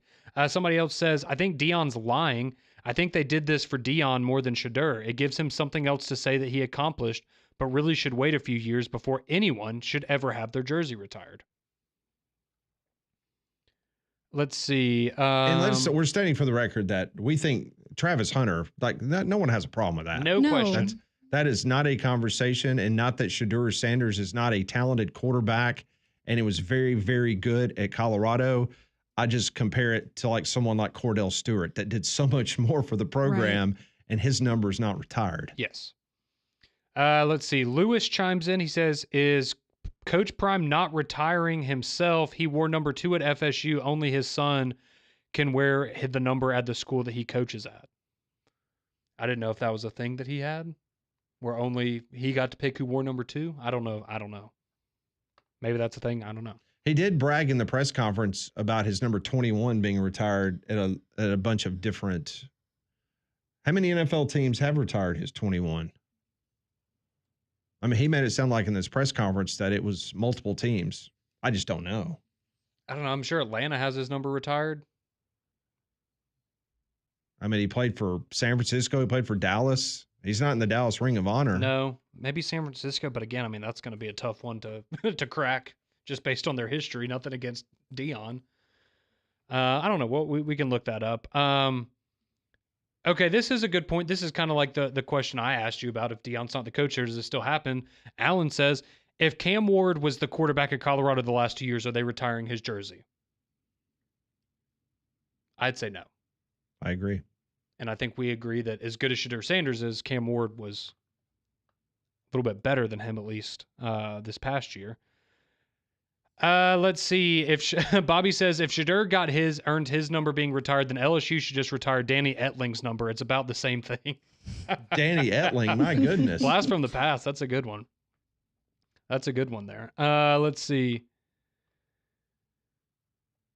I don't know what this one is referring to. Sky says Conrad made a good point. His intentions were announced a week ago, but maybe officially today. I guess somebody in the transfer portal, because we were talking about how you'll hear that somebody's planning to enter the portal, that it's not official for a couple more days. Let's see. Nick from North Birmingham says Bert Auburn, the kicker from Texas, is in the transfer portal. Hugh Freeze has one job to increase NIL opportunities at Auburn. Burnt Auburn, huh? Yep. That'd be a good NIL. It would be. Let's see. This goes back to what we were talking about earlier with the NIL negotiations and how the loopholes with some of the players getting out of these contracts. Someone says, I know in the state of Alabama, at least, you must be 19 years of age in order to enter into a legal binding contract. Not, you said 19? Yeah. So I Okay. guess if you're signing these kids out of high school, maybe that's a loophole for you there. Someone says, are teams hypocrites for whining about kids wanting more than they can afford, then turning around and offering other kids more than their current team can afford? So I guess in the standpoint of, hey, I don't want to pay $2 million for this kid, but I'll go get somebody from the group of 5 and overpay what their current school can give. Right. Or the schools overcharging the student body for tickets. That's into that. It's kind of a vicious cycle. Yeah, it certainly is now, unfortunately. Someone asked, in the history of big-time college football, how many jerseys have been retired?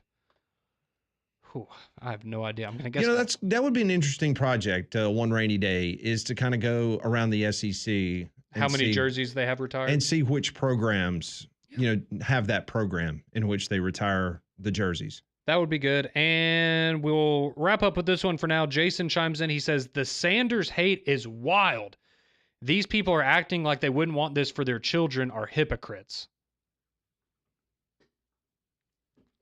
I don't know about that. I like to think that I would want my kid to have earned an honor like that, but that's just... I understand the perspective, though. You want the best for your kids. I get it. Mike Gittins will join us next. We'll talk a little Auburn football and basketball. It's the Good Friday edition of Three Man Front.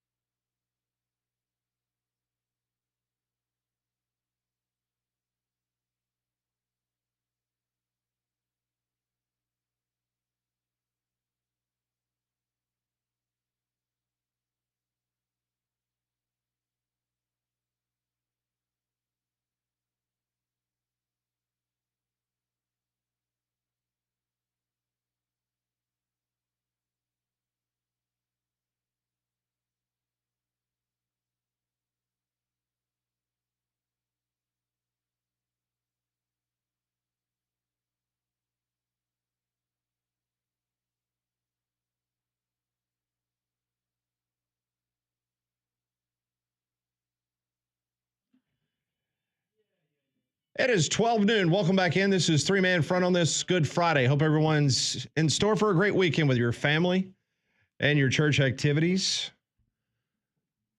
We'll be here until 2 o'clock taking your phone calls at 1-800-239-WJOX. Courtesy GMC text line 205-834-9450. Landry Roberts will be back with us On Monday, he is down at Gulf Shores. The beach volleyball championships are going on, so he covers that every single year. So he is down there. He is doing good. Sent me a video this morning of how beautiful it is on the wonderful Gulf Coast of Alabama. We're going to talk to Mike Gittins coming up from the War Report. We've already talked to Wimp Sanderson and Barrett Sully here on this Friday. So let's get right to the Higginbotham Hotline. Mike Gittins from the War Report joins us now here on Three Man Front. Mike, happy Friday. Hope you're doing well.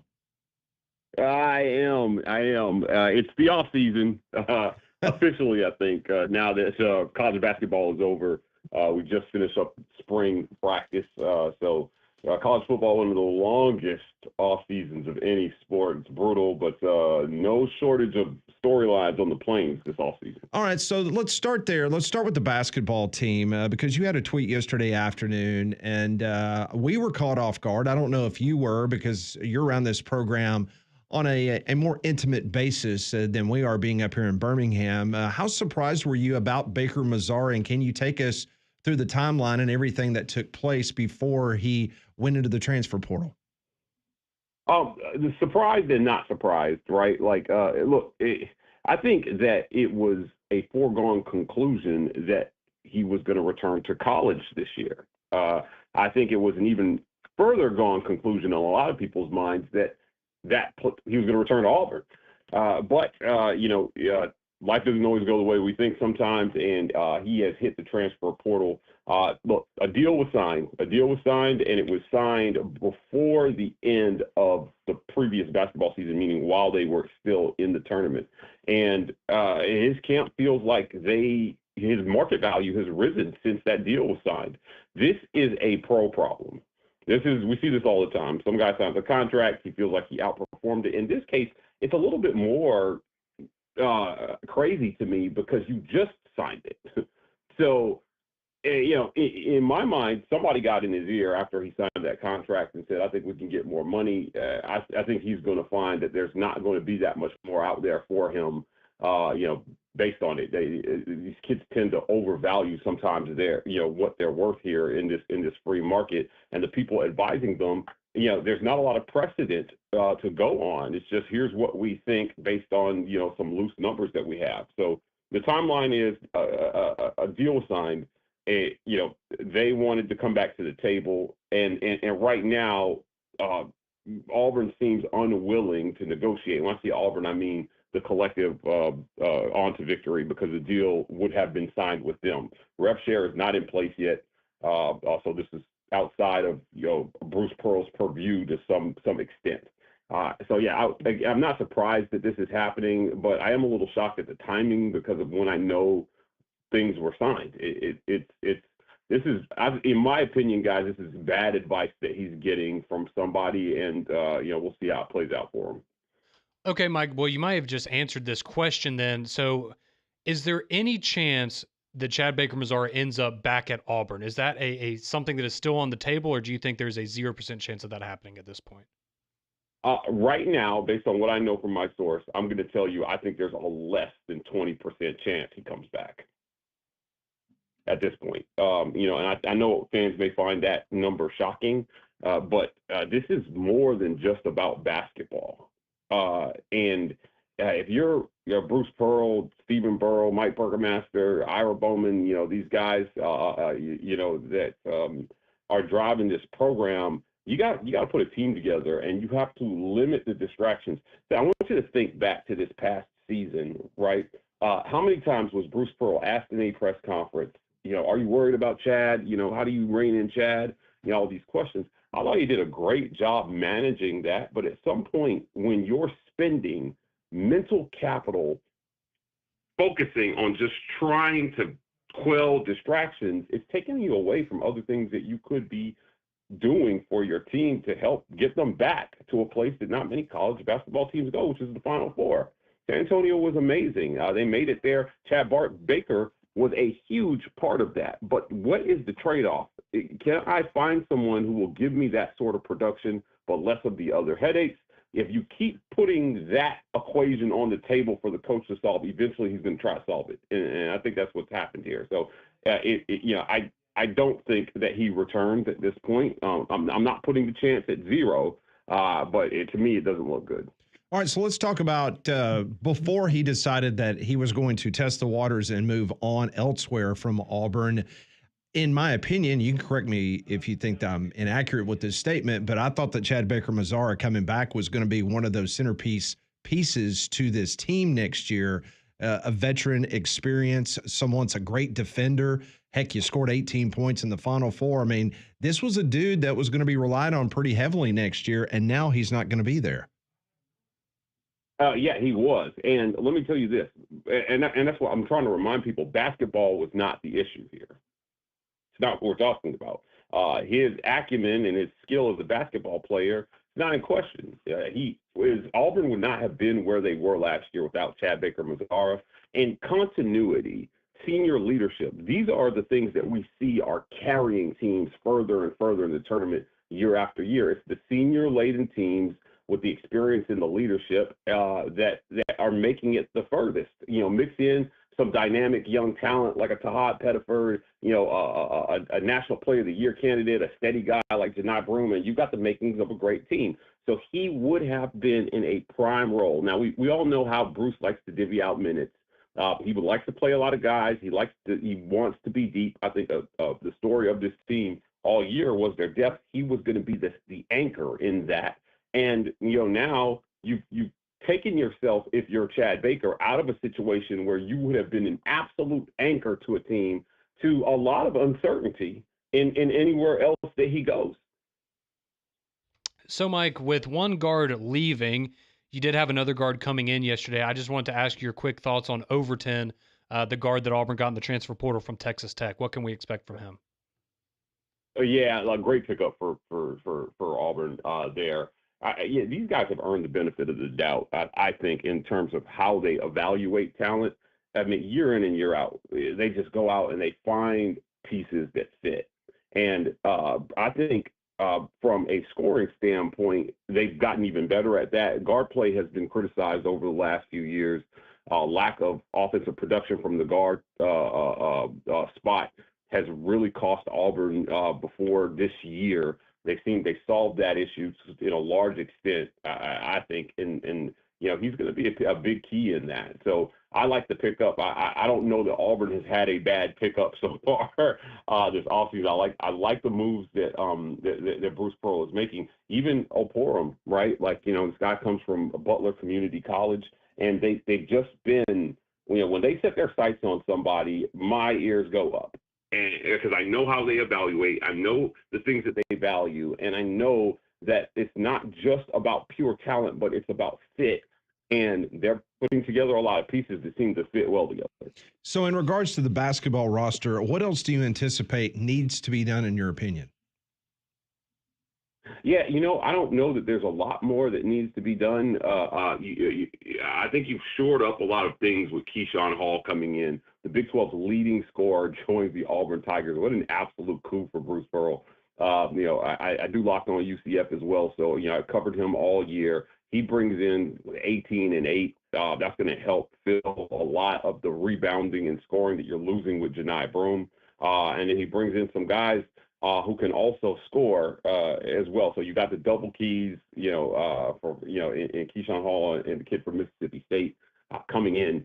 And with Bashir, I just think this is going to be a really, really complete team again. What they're going to do in the offseason is they're going to go back to the drawing board, and they're going to get these guys to gel and mesh really, really quickly.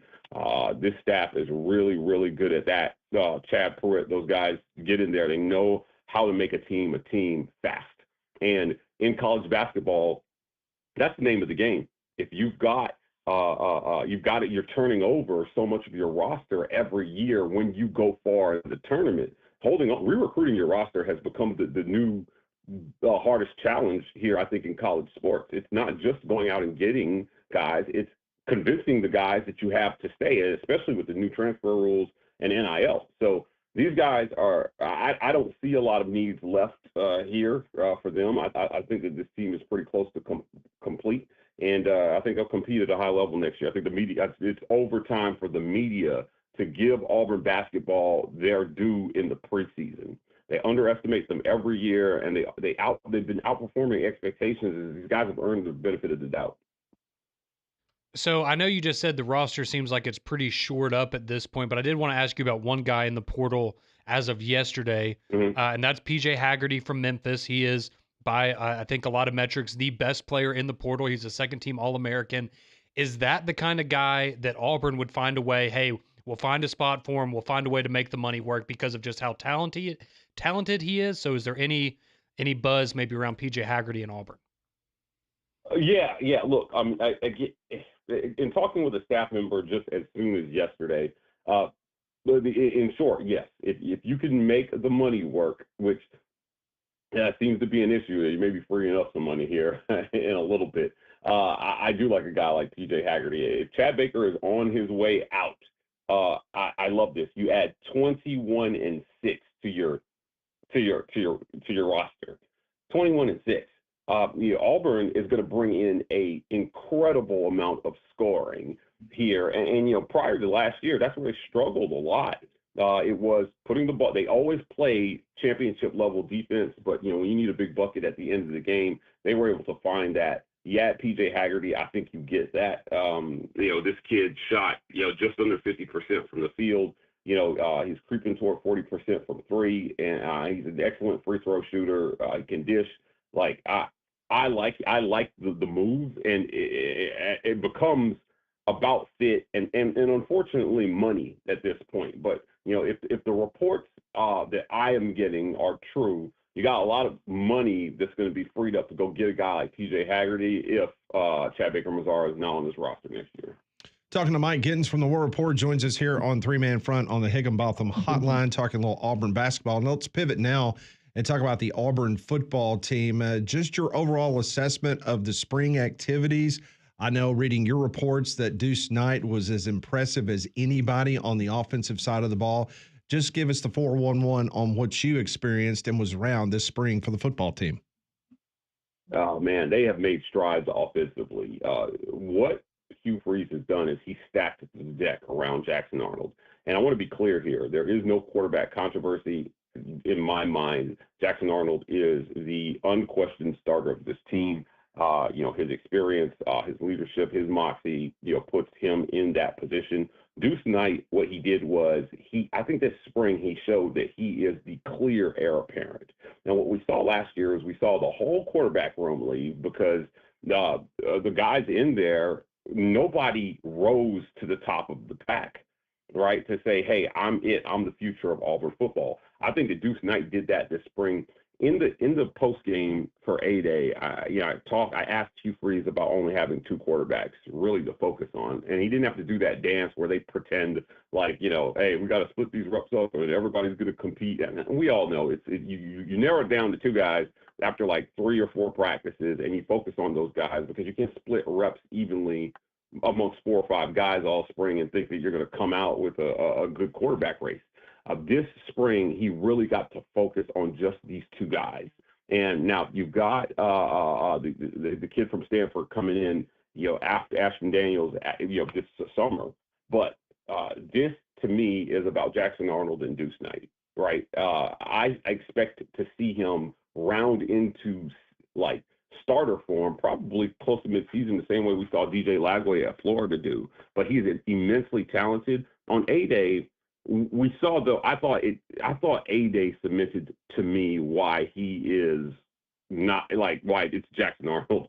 The arm talent is there. His release looks good. He's doing freshman things out there, and that's going to continue to happen, and until he catches it. Just takes time, right? But he is not as much of a project that I think as a lot of experts thought he was coming in. He's progressed so quickly. You've got to be encouraged by that if you're Hugh Freeze, because, for the last couple years, over half of the conference has had to go to their backup quarterback to start at least one meaningful game. Right, and I want people to hear that. If you don't have 2 quarterbacks that can do the job, you are playing with the fire. So I think Auburn's in a good position with Jackson Arnold and Deuce Knight. Jackson is he gives you a lot. He's sneaky athletic. Again, he can make NFL throws. But Deuce is out here, and he's building a real chemistry with the receivers as well too. What they've done with Cam Coleman and Eric Singleton and Horatio Fields, and let me tell you, Perry Thompson had a monster spring. Oh my goodness, I don't know how Hugh Freeze is going to get all these receivers on the field, but what he's tried to do is with the receivers, with the line, with the running backs, set a very, very high floor for the quarterback to just go out there and manage the game, and Auburn can win football games. It is much easier to find game breakers at the skill positions on the outside and at running back than it is to find that one dude at quarterback. Now, Jackson Arnold may be a dude. We'll see. He's still very young in his career, but there's a lot of pressure on that position, especially in the SEC, and I'm looking forward to seeing what these guys can do. Auburn took steps. I'll close saying this, guys. Hugh Freeze had a very different tone after this A-Day than he did after his last two. He said, we should be competitive this year. Right. The last couple A-Days in springs, all we've heard is, it takes time, it takes patience, we need to recruit, all these things. I don't think he mentioned recruiting one time this spring, which tells me that he is now more focused on the guys that he has now, right? And he thinks that cupboard is pretty close to full, and they just got to go out as a staff and put the pieces together, put a plan in place that uses those pieces to the best of their ability. I'm encouraged by what I heard from him. He's been extremely honest, I think, in his words and his tone when he's talked about his team. If you asked him, maybe too much so at times, with the honesty, he gets some trouble sometimes. But I like what I heard from him this spring. And then defensively, no question about what DJ Durkin is doing on that side of the ball. That's going to be a top 10 defense in college football this year. Quickly, Mike, I did want to ask you, kind of follow up on the quarterbacks with one question, and that is, with the development of Deuce Knight, or I guess how he looks, as you said, maybe not as big of a project as they were expecting, are there already conversations about next year with him and Jackson Arnold? Is there kind of a belief that Jackson Arnold was always brought in here for 1 year to kind of maybe rehab his image, have a good year for Auburn, and then hand over the reins to Deuce Knight and he re-enters the transfer portal? Are those conversations already being had, or is that just a bridge that they're going to cross at the end of the season? Definitely a bridge they're going to cross at the end of the season. These guys understand the situation, and that's what makes me feel good about the future of Auburn football is the guys you have in there now all seem to understand exactly where they're at. If you're Jackson Arnold, you understand that you are the front runner. However, you know that you have to perform from that position as well, too, or it's going to open up the door for a lot of things because you've got a young guy in Deuce Knight who is not taking it'll be my turn next year approach. He's practicing and competing like he wants it now. Now, again, I want to stress there is no quarterback controversy, in my opinion. I think Jackson Arnold is your guy when you start the season. But, there's a lot of things that don't always go as planned, whether it's injuries or poor play, and he has to be ready. So, I think that the focus on the staff right now is just let's make sure we always have two guys ready to do the job. And so that if the worst happens, we have something to fall back on and our season doesn't fall down the tubes. Here's the unfortunate reality for Hugh Freeze is these first 2 years, not, with losing records, went bad enough that there's more pressure on this third year than I think he would have wanted, right? Like, you've got to get it done this year. Our fans have been asking me, I don't know how you guys feel about it, but they said, would you be satisfied with 7 wins? Looking at this schedule, 7 would be tough. A 7-5 season would be a really, really, really difficult thing to look at and say, I'm satisfied with the direction of the program. And the first 3 games, you got Baylor, a couple cupcakes, and then you've got 3 SEC games. And you, in my opinion, you have to find your way out of that stretch at least 4-2. Your next 5 games are super winnable.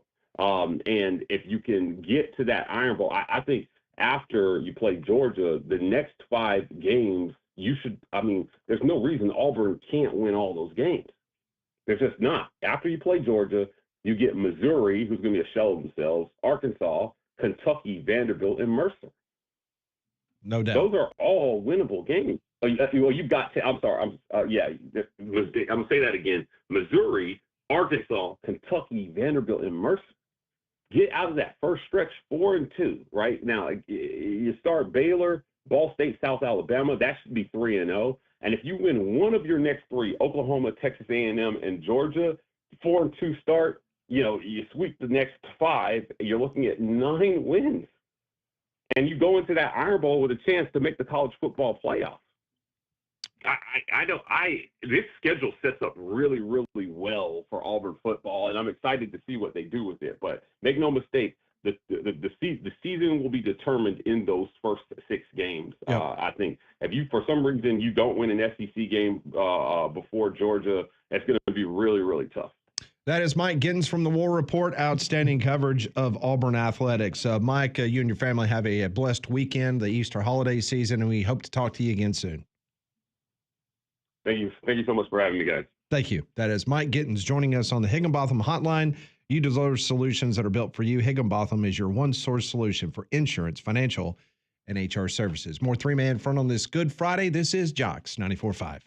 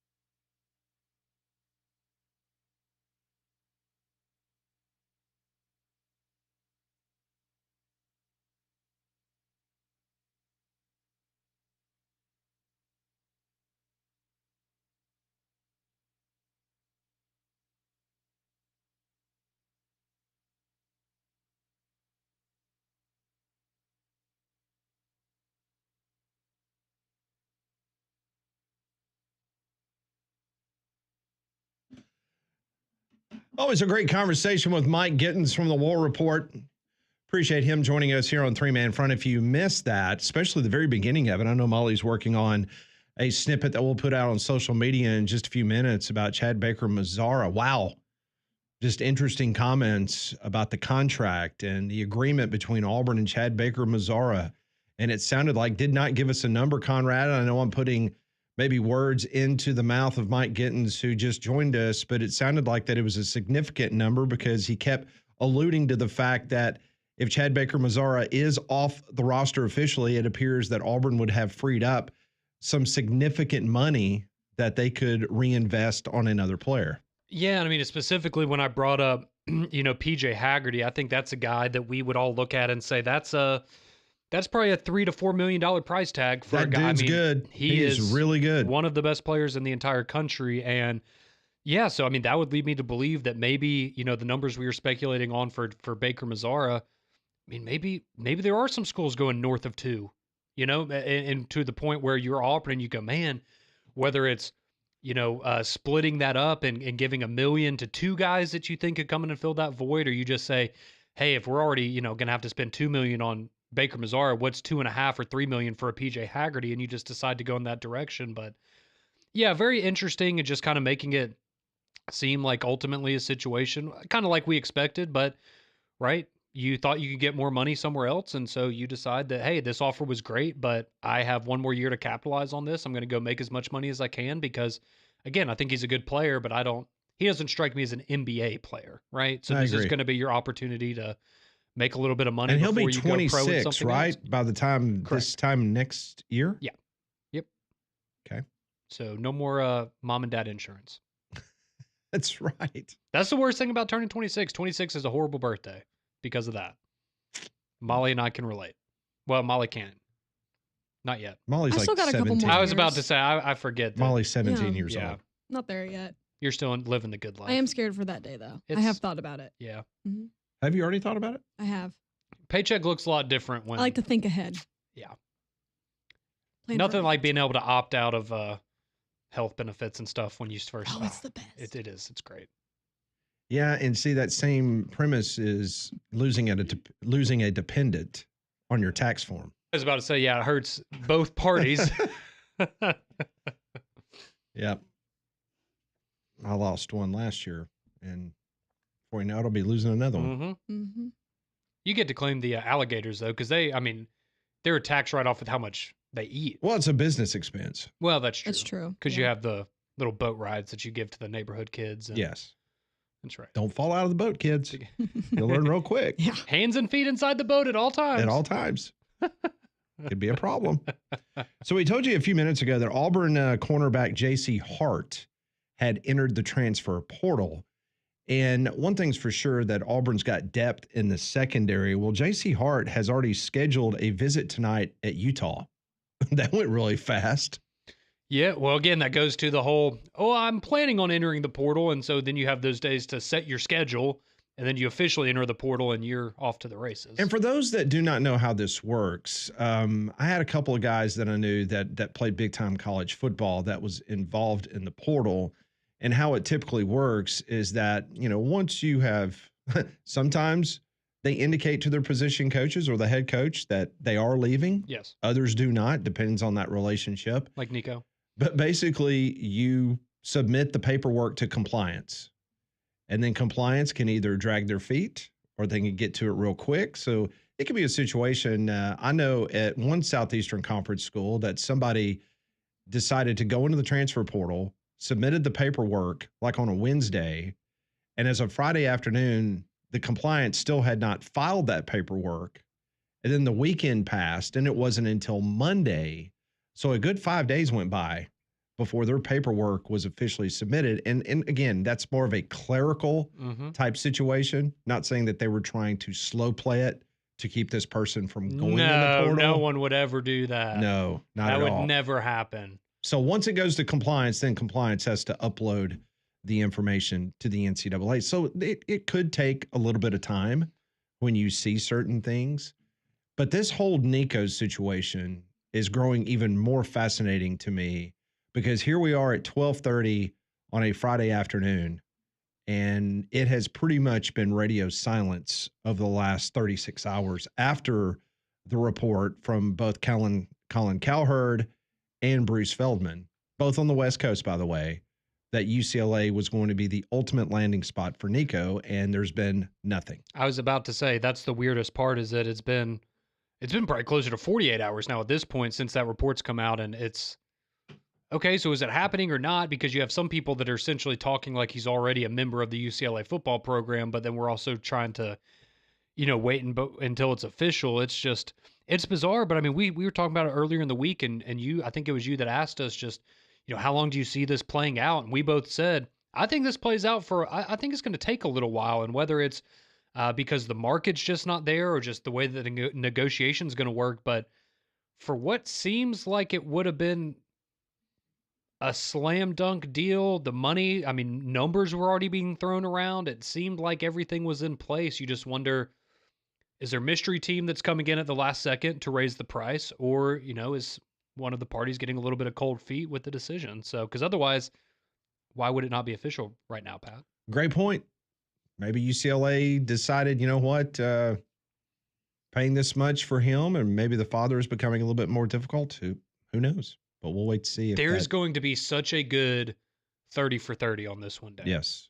It's going to be must-watch TV. Very much so. More three-man front. Your phone calls are welcome at 1-800-239-WJOX, courtesy GMC text line 205-834-9450.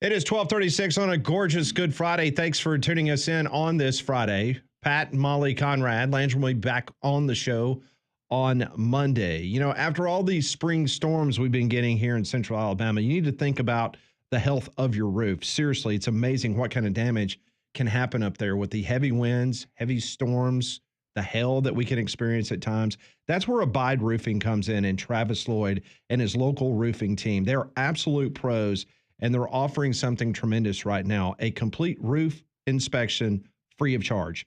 No strings attached, no pressure. They just want you to give them an honest look at your roof, and they can tell you what's going on up there and if something needs to be addressed. I had a small problem on my roof. I called Travis.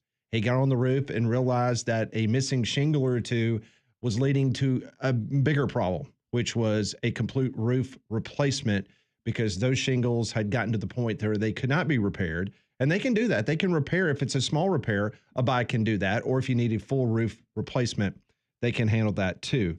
They dealt with my insurance company, which at times was a difficult task. But once Travis got involved in the Abide Roofing team, they were able to get that taken care of. And it was just seamless from that point on. Once the work started, cleanup was fantastic, and the products that they use is out of this world. I trust them 100%. They're licensed, they're bonded, they're insured.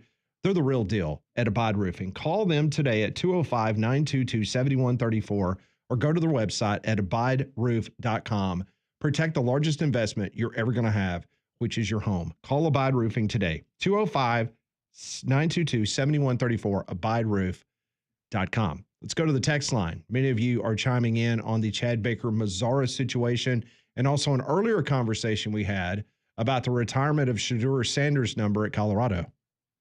That is absolutely right. So we'll start with some people reacting to Mike Gitten's interview, which you can check out at the jocksfm.com podcast section. Great insight into what's going on, not only with Auburn basketball, but also football here in this transfer portal.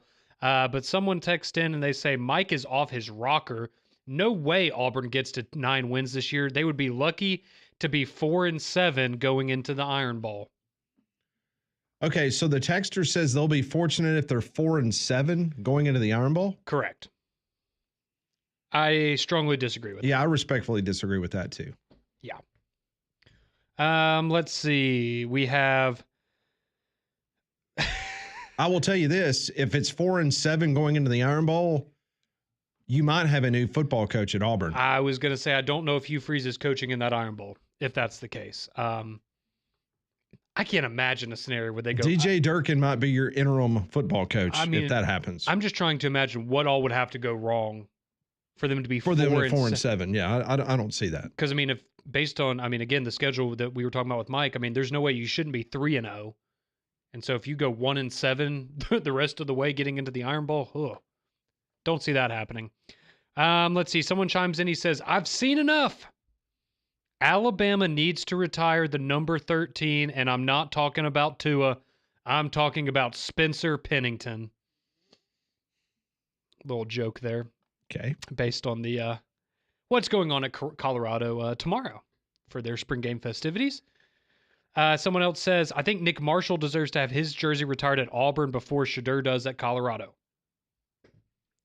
Nick Marshall was good. He at least got to a national championship. Sure did. It's worth something. Let's see. FSU Dave chimes in. Hey, Dave. Says, my understanding that is on a student visa, international athletes are not allowed to earn money, which includes NIL. Interesting. Yeah, I was reading an article this morning about the Trump administration halting some funding to Harvard University. And Harvard, a lot of their athletes are foreign athletes because they're over here on certain visas and scholarships. And if they are withheld from Harvard, that could affect a large portion of the Harvard Crimson intercollegiate athletic teams. That's good to know. I think actually I saw something with is it somebody on Florida's roster maybe? But there was some. It was one of the teams that was in the someone on a visa. Yeah, and there was a problem where they were concerned they didn't know if he was going to be eligible to play next year because they don't know if he's going to be here, and I think that might have been Florida. But it was one of the Final Four teams. Somebody else says the Falcons, David Hoover, he says the Falcons are the only team that has retired Deion Sanders number 21. Thank you, Dave. I mean, listen, I didn't watch the whole thing in its entirety, but I was kind of skimming it. And I could have swore I heard Prime say that he's like his numbers retired in multiple places. I mean, maybe he's talking about, does Florida State have his number retired? That would be an FSU Dave question. Yeah, Dave, let us know if he has his number retired there in Tallahassee. Because, I mean, maybe that's what he meant. He has it in college and pro. Does Florida State retire numbers?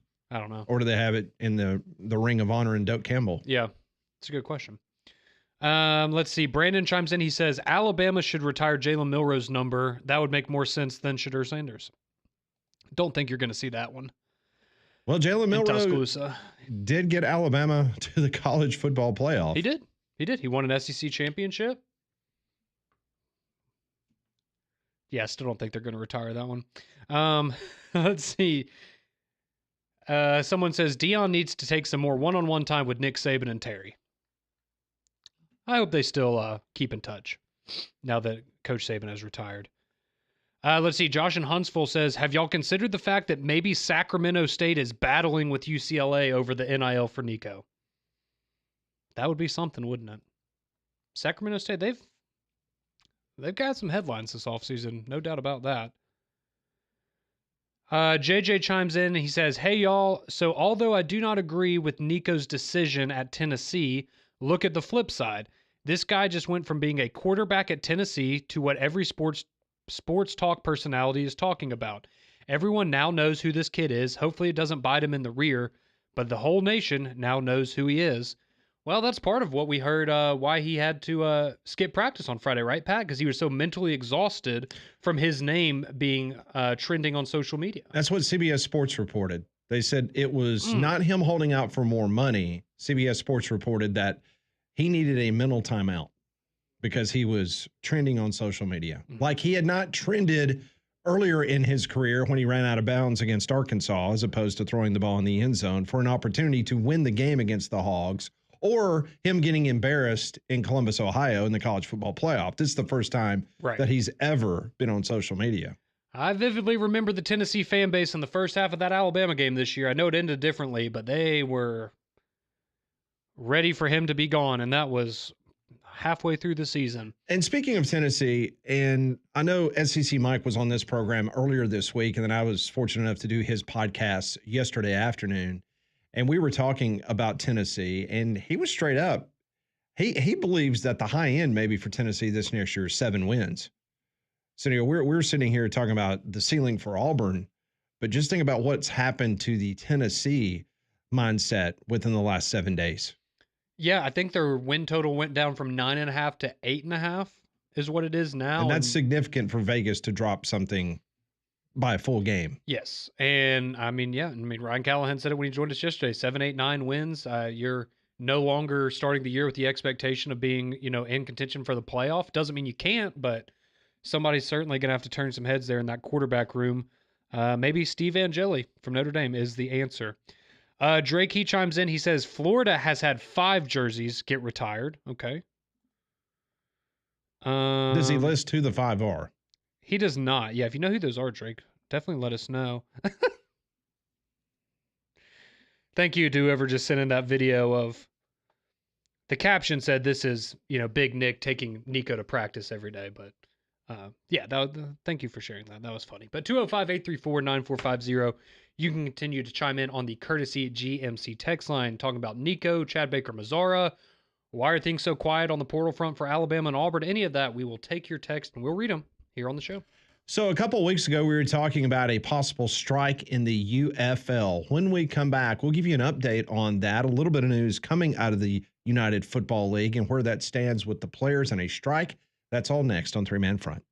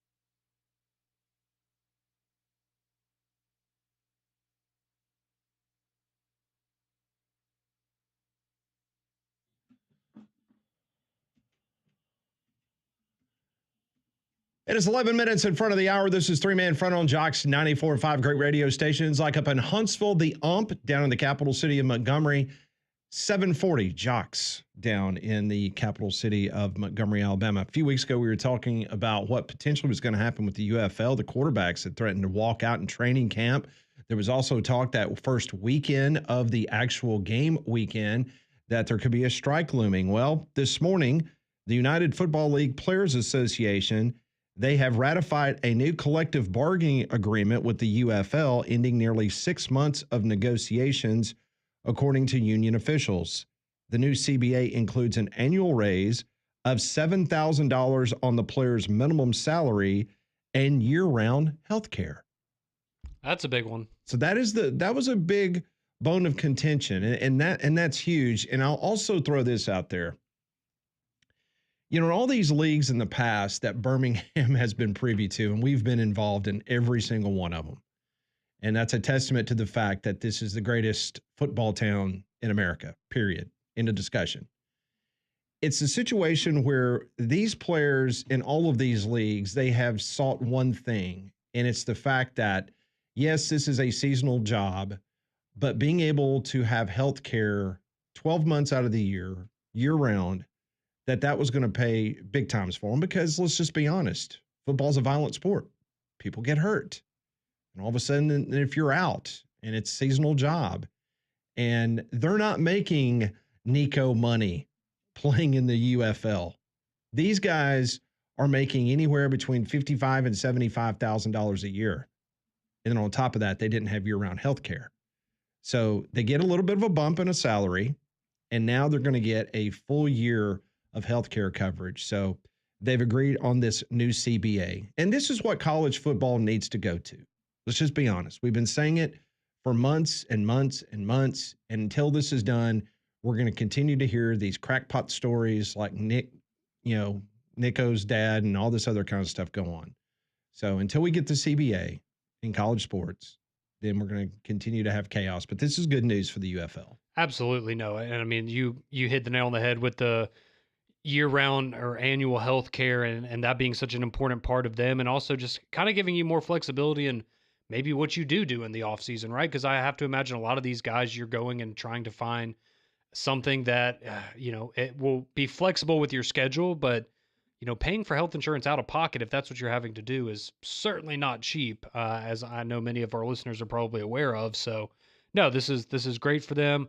I know $7,000 added to the minimum salary. It's probably still not where they want it to be, but it's every little bit helps, especially the way that the economy is right now. So no, this is a win for them, and I would imagine that as long as this league keeps going and, hey, put a good product on the field, and you're going to continue to be able to have more opportunities to make more money in the future, but this is a good start. So now you've got the players seem to be happy of the new CBA. Mm-hmm. Now you've got to create a product that people will attend and people will watch.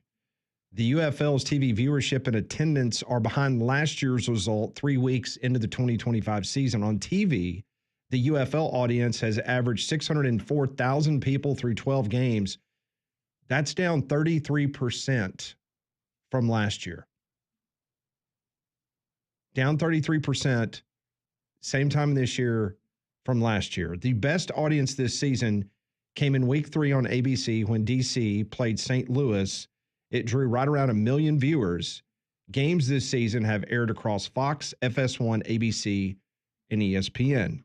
Overall, week 3 showed some signs of life, though. On average, the 4 games of the slate was up 15% compared to the prior week, though it was still down 20% compared to 2024. So far, the big Friday night games, of course, Birmingham was featured last Friday night for their first home game. On Fox, it has averaged 677,000 viewers. Now, in the stadium, the picture varies from market to market, but on the whole, the attendance has underwhelmed across the league. Just one team is beating the 2024 average attendance, and it's only about 1%, and that's the Michigan Panthers. They've averaged 10,531 fans in their first 2 home games at Detroit Field, which is up 29%. Now, the Battlehawks and the Defenders continue to be the UFL's top drawing clubs by a wide margin, But their average attendance, though, to home games is down year over year, 10% each. And that includes St. Louis. Now, St. Louis is still drawing above 30,000, Yeah, they're which doing is great. which is fantastic, but it's still down 10% from what it was the year before. The Birmingham Stallions, just one game at home. Arlington Renegades, they've played 2 games at home, and the Houston Roughnecks, 1 game, are averaging around the same as they did last year. The San Antonio Brahmas have not played a home game yet, so we'll see what's in store for week 4. Good news on the labor front. TV viewership down a bit, attendance stagnant. So what? And I guess if someone had the answer, right, they would have done it already. What do we think the secret sauce is, though? Because I look at this and I go, do you need a product that's maybe more offensive focused in the sense of you don't want to tweak the game to where it's unrecognizable to hardcore football fans? But it's not like baseball where you can just juice the baseball and increase the number of home runs and then everyone's happy because people want to watch the long ball. Do you think is that the direction that they might need to go, is finding a way where, I just wonder, would people be more interested if you're regularly getting 45 to 40 type games, right? Where you're watching high powered offenses as opposed to, let's be honest, at least this year, it's been a struggle offensively for a lot of these teams. Well, it doesn't matter what level of football. What is the key to having a successful football team? Good quarterback. There you go. And there's not enough good quarterbacks to fill out the NFL, so. There you go. That's yeah. When I look at it, and not to mention the fact that I think the UFL has done a huge disservice to the cities that they fly in, and that includes Birmingham, that you fly in to play a football game. You don't get to interact with the fan base. 0. I mean, at least in year 1 of the USFL before the merger. Oh, yeah, it was great. When Alex Magoo and Skip Holtz and the whole football team, Scooby Wright, those dudes lived in town. They developed a relationship with the community. Yep. They did community things. And I think that's where the UFL has got to get local ownership involved. They have to. Because all you're doing is putting a city's name on a uniform and there's no relationship. So you can put Spokane on there if you want to. If you're only flying in for the games, doesn't really mean a lot. Hour number 4 straight ahead. This is 3-Man Front. Pat, Molly, Conrad, one more hour to go until the Paul Feinbaum Show. Join us. We'll have a lot of fun. Pat Ponders is next.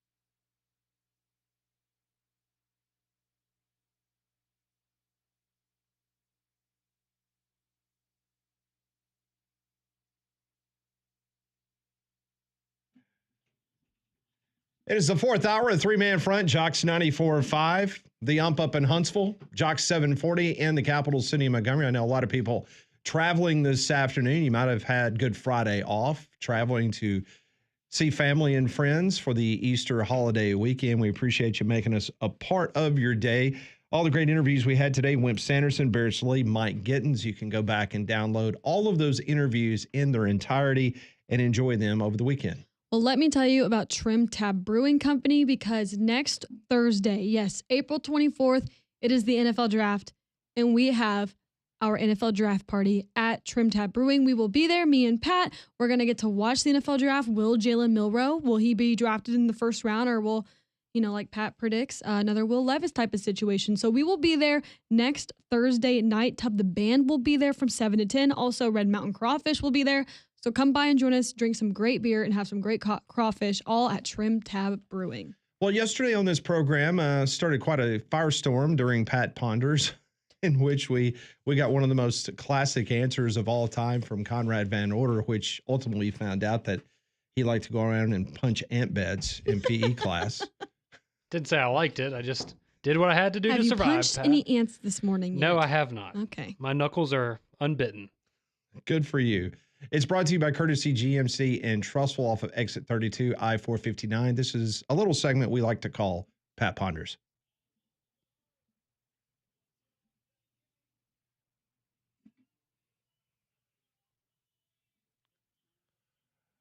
Brought to you by Courtesy GMC and Trustful. Visit their online inventory at courtesybirmingham.com. So a lot of conversation about Shedeur Sanders and the retirement of his jersey in Boulder this weekend. So it made me ponder, if Alabama football were to retire jersey numbers, what former player would be the equivalent to Shedeur Sanders in talent and his accomplishments if they were to have their jersey retired at Alabama? What would be the comp? I know it's a little difficult. That is tough. Did anyone go 13-12? Well, you had Andrew Zhao that was probably JP. That would be that's Wilson? John Parker. That's the first one that comes to my mind. But John Parker was more successful than Shedeur. I know. Do you see the problem here? I'm trying to. I know. This is. I know. I'm trying to give the equal of an former Alabama player that accomplished around the same as Shedeur Sanders, and if you were going to retire his number. What about Brody Crow? That was the other one that came to my mind. Because, to be fair, JP got to a SEC title game. I thought Blake Sims as well, but he got you into a college football playoff. Mm-hmm. And if it wasn't for Ezekiel Elliott, you were probably going to play for a championship that year. Croy, Andrew Zhau's a good one that you brought up. I guess I'd go Brody Croyle. That'd be my answer. Could you say a 2024 Milroe? You lost in a bowl game. That was my biggest thought. Because I wouldn't say last year because, like you said, took you to an SEC championship. So if I'm not went to mistaken, the Rose Bowl. The only record that probably Jalen Milroe has is rushing touchdowns for a quarterback. Or in a season, yeah. For a quarterback? Yeah, not in a season, but for a quarterback in a season, yes. Yeah. Right. Probably career rushing yards for a quarterback. All the running ones for quarterbacks. Not any of the passing ones. Maybe most interceptions thrown on out routes to the sideline. Okay, so what was your final answer on that one? Brody Crow. Okay. I can just imagine some people are not going to be happy about that, but it's okay.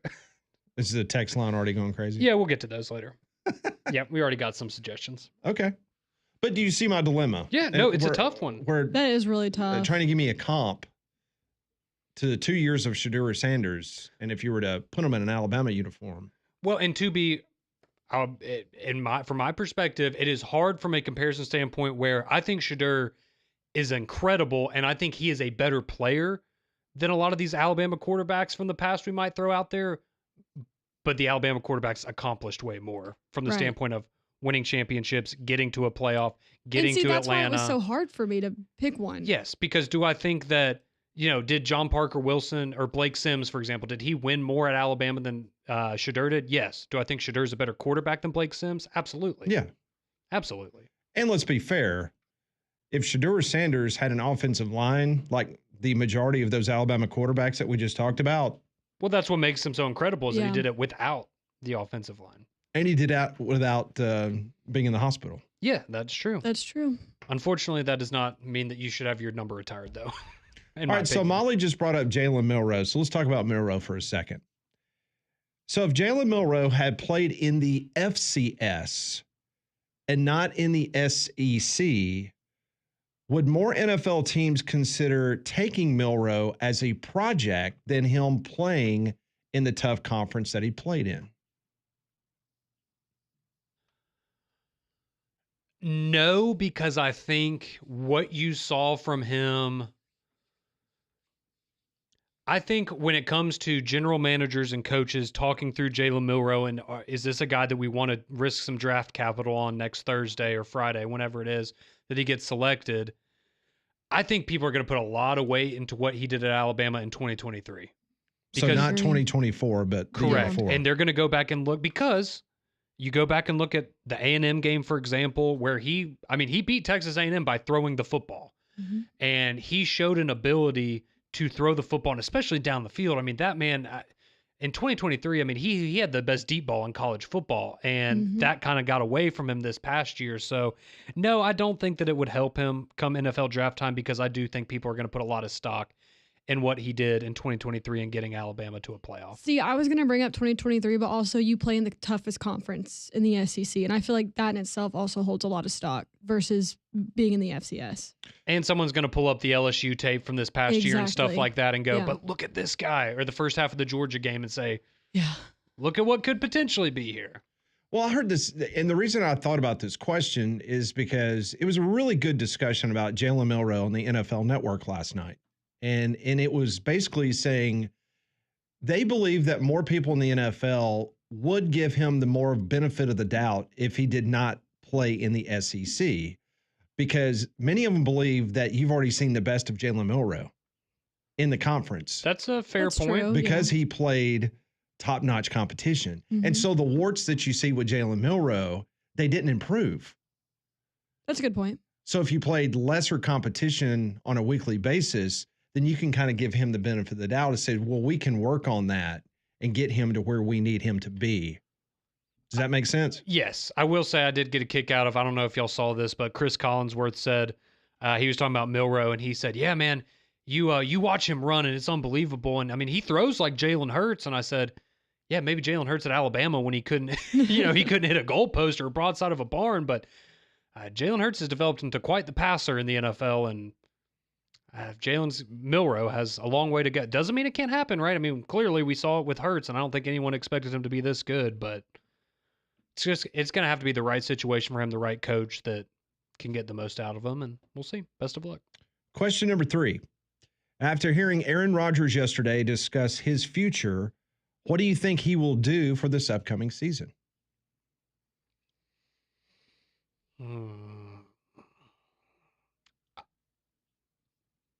I would still wager on Pittsburgh. That would be where I would. And I don't think it's like a 80% chance that he ends up in Pittsburgh, but maybe like a 55% chance. That's still the way that I would go. I will say, going back and listening to some of that interview was actually the story about him going and flying across the country and listen, you can say whatever you want to about Aaron Rodgers, and if you did not hear that portion of the story of him going in to have that meeting with the Jets, I'm behind Aaron Rodgers 100% on that. Yeah, what's wrong with Aaron Glenn, Molly? Why? Is Detroit make him that way? Well, kind of give a brief synopsis of what took place. So essentially, Aaron Rodgers was on Pat McAfee's show, and he was sharing the story about the meeting he had with the Jets after the season. So they hire Aaron Glenn to be the new head coach. He said he flew himself on his own dime across the country from California to New York, goes into a meeting with the new head coach, sit down for a second. Aaron Glenn immediately gets out of the room, brings the GM in there with him. Aaron Rodgers is having a conversation with the general manager, at which point Aaron Glenn asks him, "Are you sure you still want to play football?" Aaron Rodgers says, "I'm interested in playing football."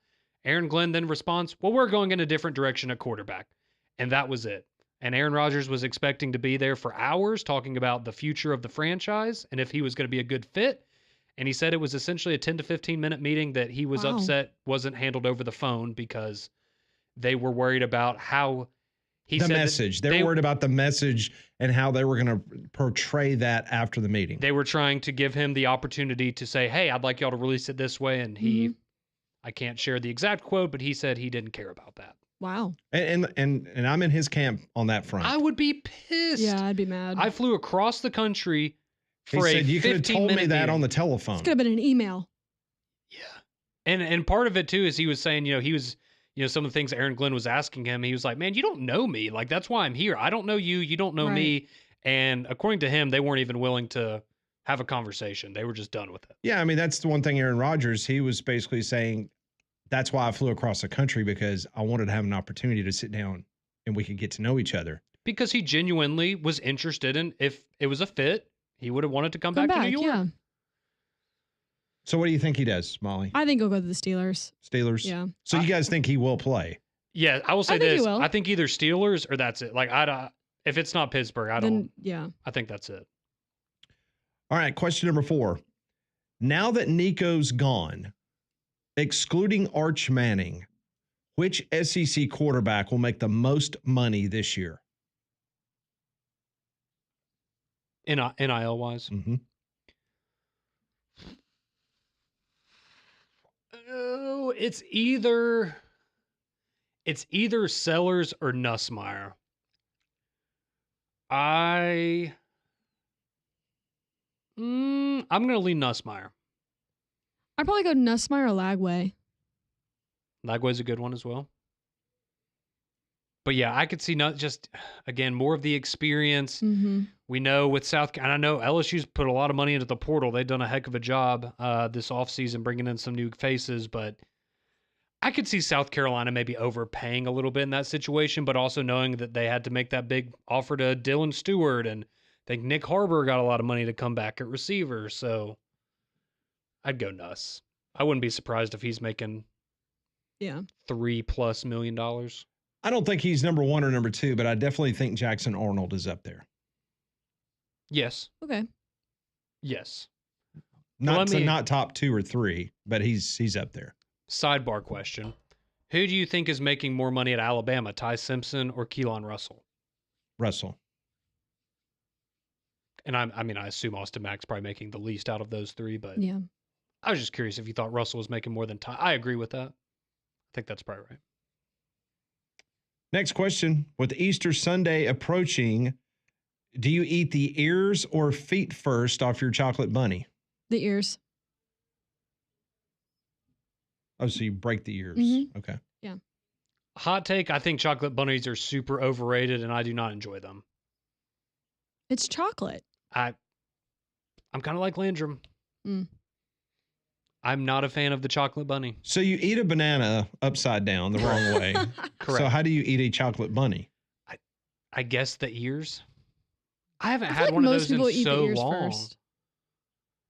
That seems Molly like the right way breaks to off go. the ears. Yeah, I break it off into little pieces. Well, yeah, it's like when you eat animal crackers, you break off all the limbs and then eat them individually. Do y'all not do that? No. Oh, never mind. Yeah, so I'll start with the ears, Pat. I will start with the ears. I thought everyone did that. Is that what you thought? And maybe they do. I don't think I've ever done that. I'm still a kid at heart.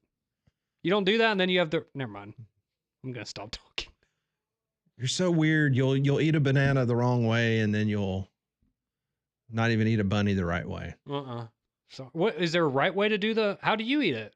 Eat a banana? No, the normal way. The bunny, the chocolate bunny. The ears. Yeah. But the reason I asked that question is because you never know with him. Well, that's true. I would bet Landrum starts from the feet.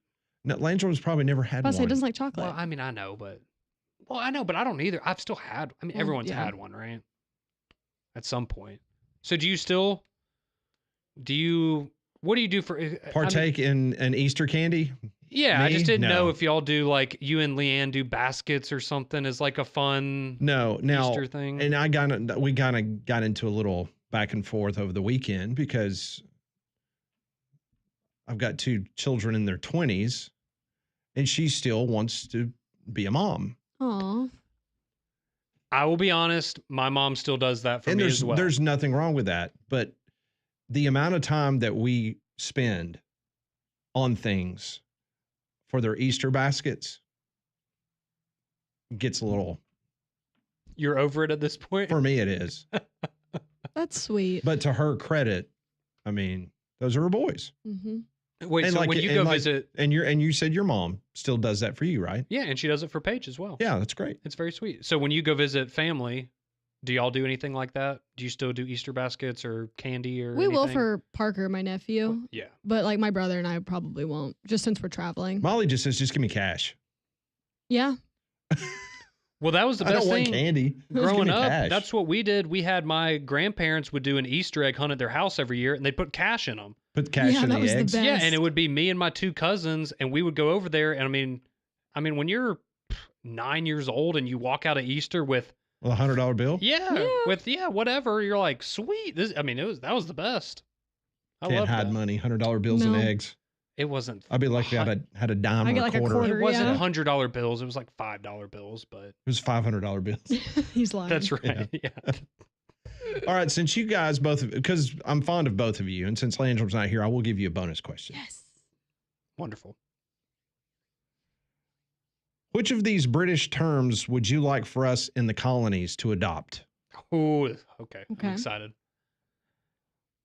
Lorry for truck, Okay. loo for bathroom, lift for elevator, or crisps for chips? Lou. Lou.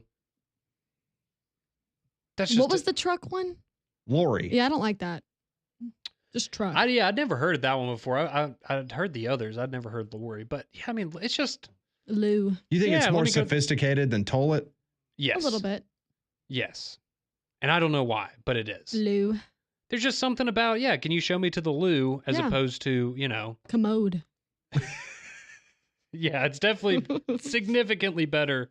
Hey, Molly, Than commode. while you were gone last Friday, Uh-huh. we blew Conrad's mind. Are you familiar? What are they called in Amsterdam?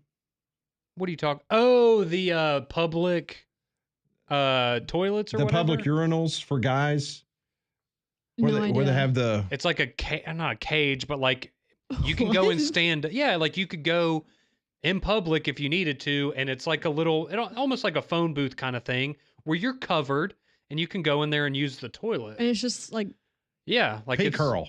Yeah, Pee curl. pee curl. I've never heard of that. Yeah, and I was worried because it doesn't cover the bottom, so you could see like the That's splashage and crazy. stuff. And you Yeah, don't want that. so you but- go, you drop your trowel, and then you know, No, thank you. and then that's in Amsterdam. I'm walking far away from that if I'm ever in Amsterdam. And see, it's always right next to the water, and so it goes into the. Yeah, well, and if you're the kind of person that when you go to the bathroom, like you like to have your pants at your ankles, like that's not going to work out for you because then other people are going to be able to see that and notice, and that's just awkward. I've never heard of that. That's crazy. The pee curl. The pee curl. Mm-hmm. We need those over here.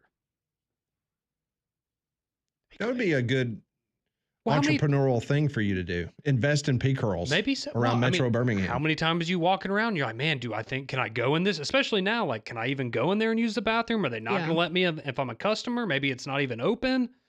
Just go to a pee curl. That is a money-making opportunity. Now, granted, are they free? Yeah, they're free. No, we're going to charge like 50 cents for those. See, a lot of public restrooms in Europe aren't. Yeah. So that surprises me. Yeah, they always say that the restrooms in Tokyo and Japan are out of this world, just incredible. Okay. Can go look up some Japanese bathrooms now, just in terms of the cleanliness or Cleanliness, the technology.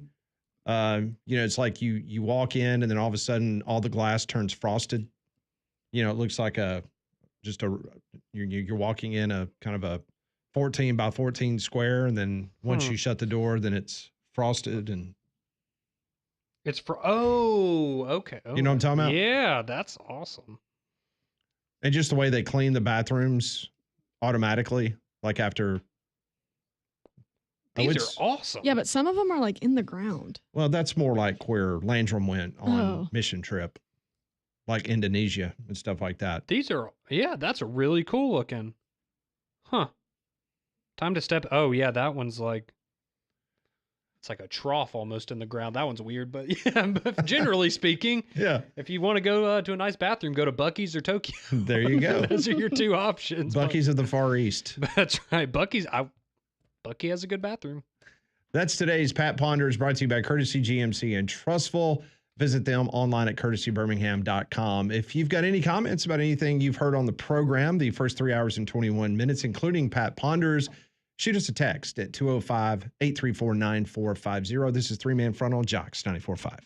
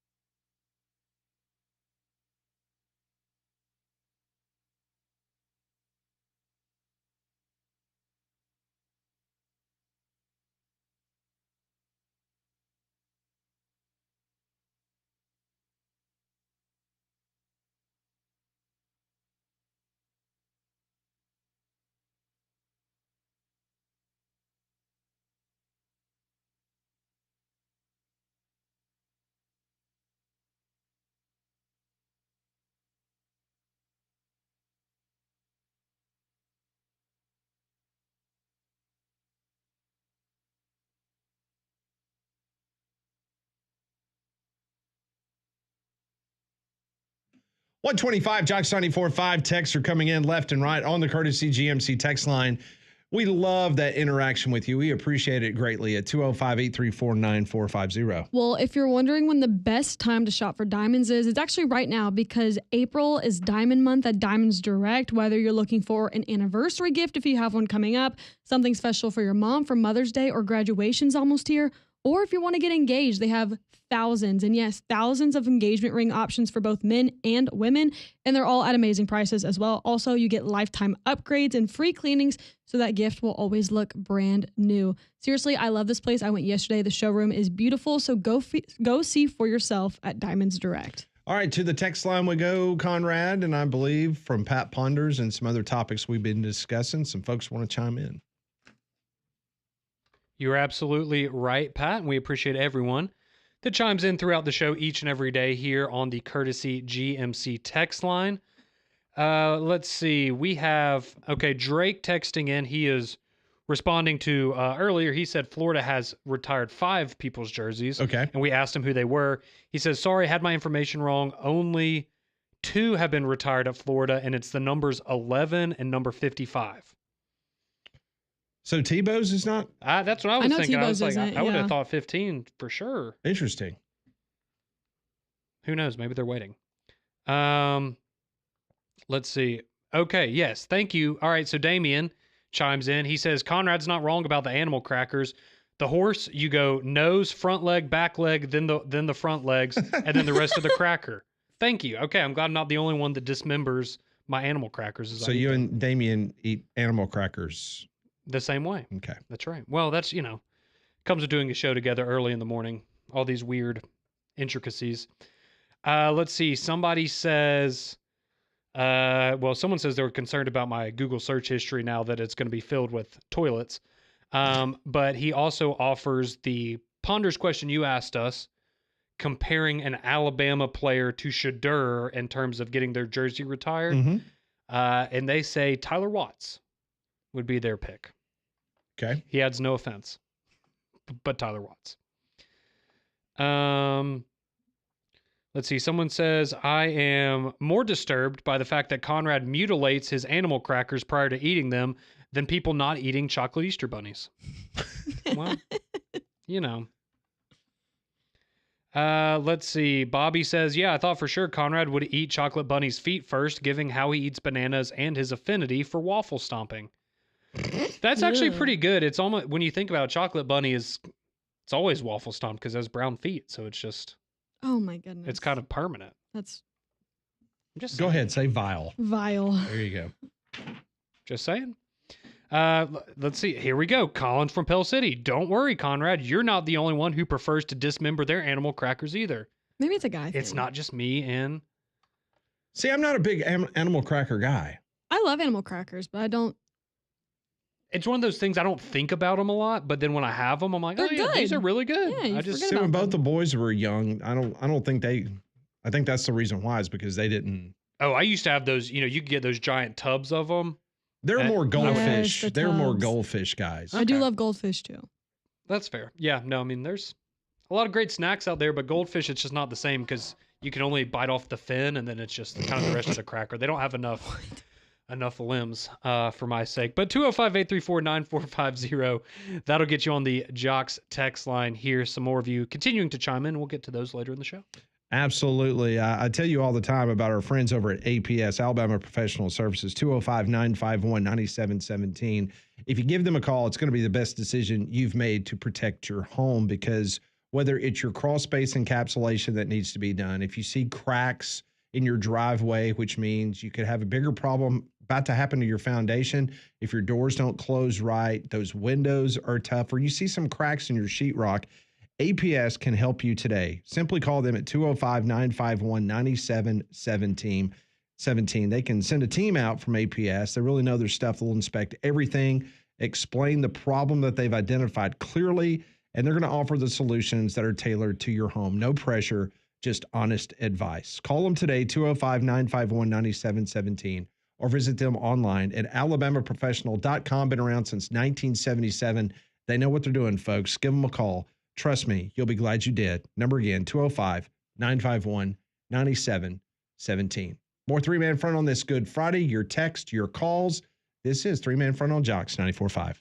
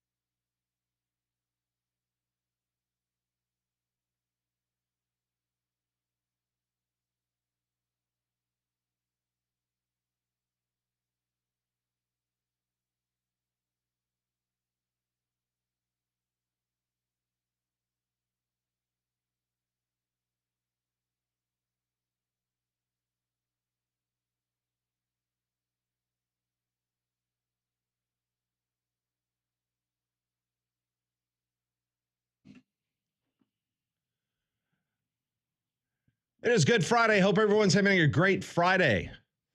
Easter weekend.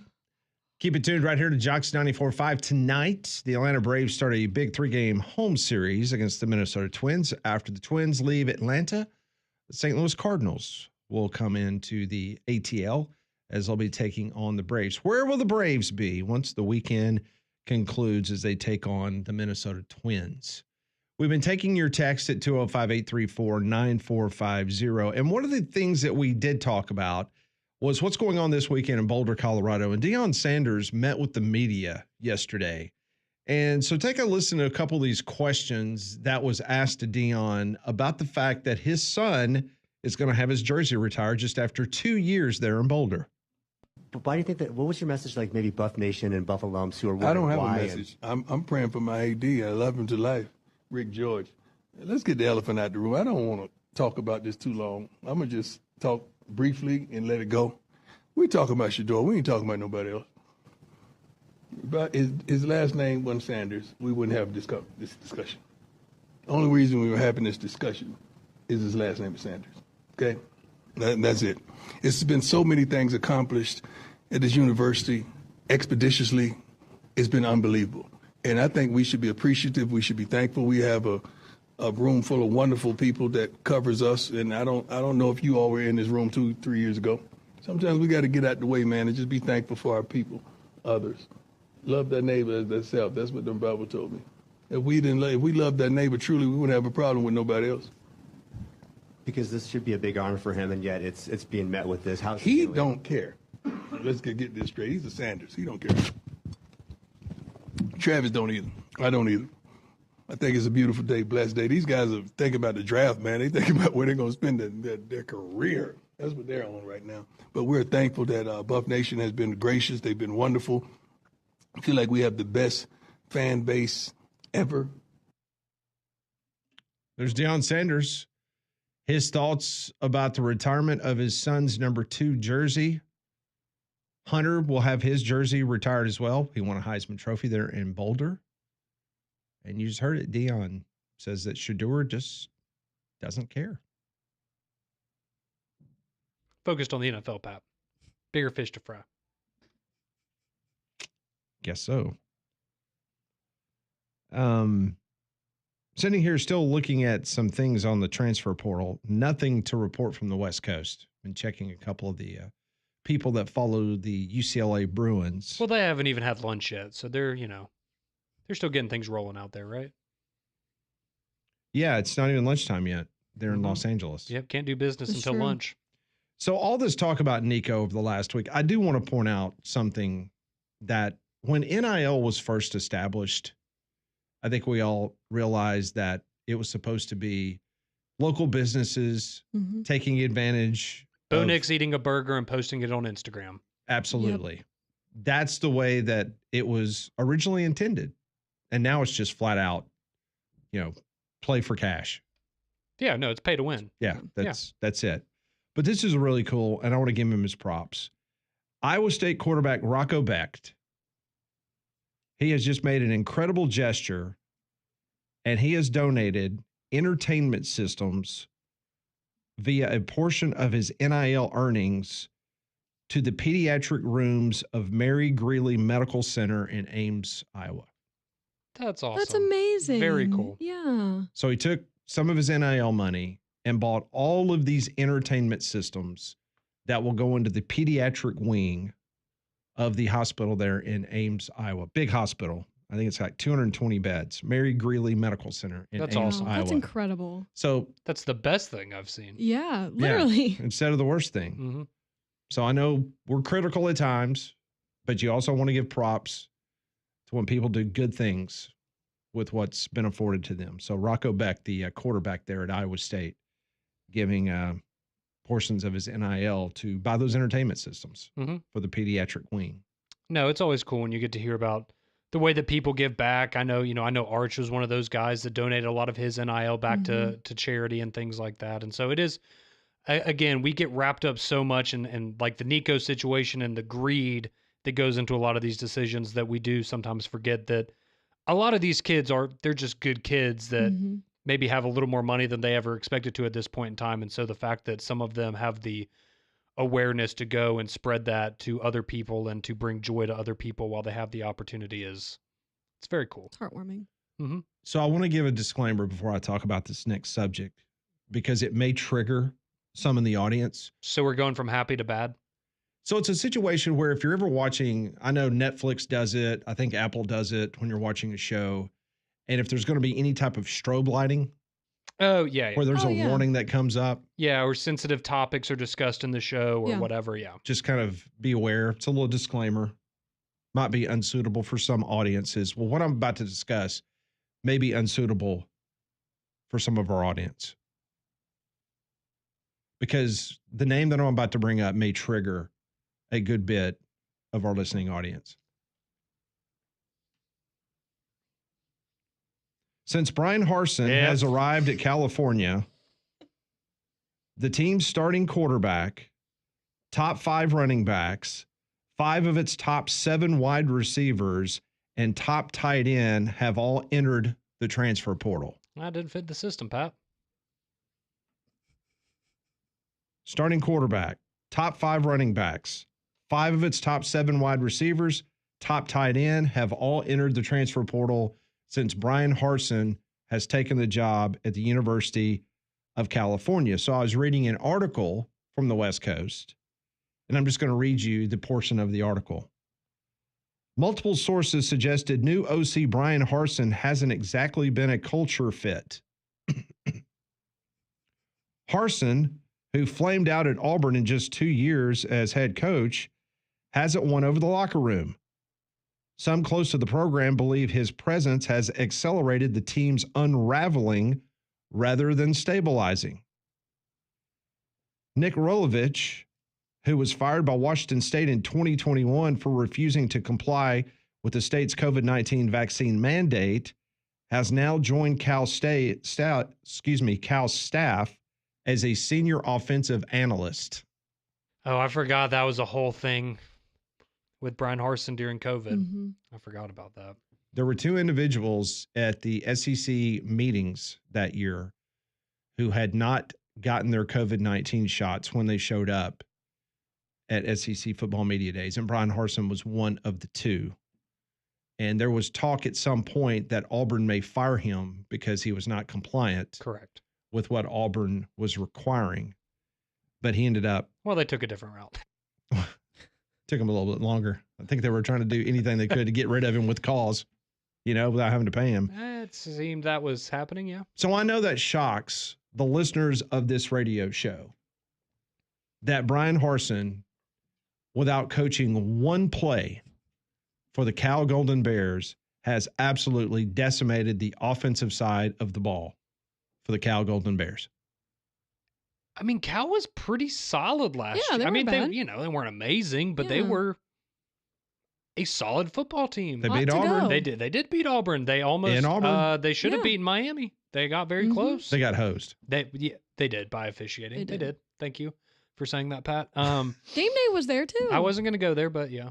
Yeah. Well, you're just worried about Pat Yeah. Mahater coming after you again. Yeah, well, I don't like it when he's just standing out across the street from my front door, just staring inside my windows. It freaks me out a little bit, but I'm kidding. But no, I mean, I remember when the news broke that they had hired him, and we were all floored. Mhm.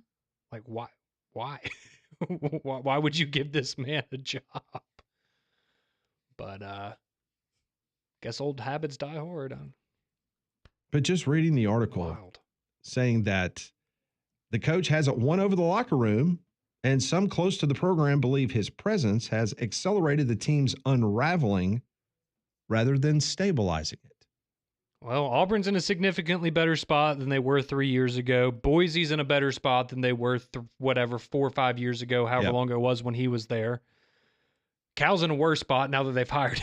Arkansas State's in a better spot than what they were when Brian Harsin was there. That's true. Texas is in a better spot because Harsin was the coordinator for Texas. Yeah. Oh, yeah. When Yeah. do you think we'll see the first cheers to the winners tweet this upcoming season? I have to look at their schedule. It might be a couple weeks at this point.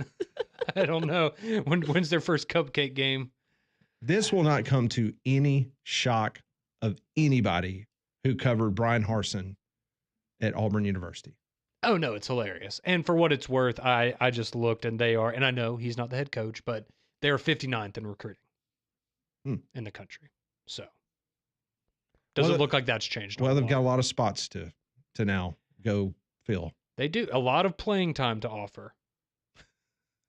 Hopefully there's also money involved, because otherwise you might not want those guys getting playing time. Starting quarterback out the door. Top 5 running backs on the roster. Portal.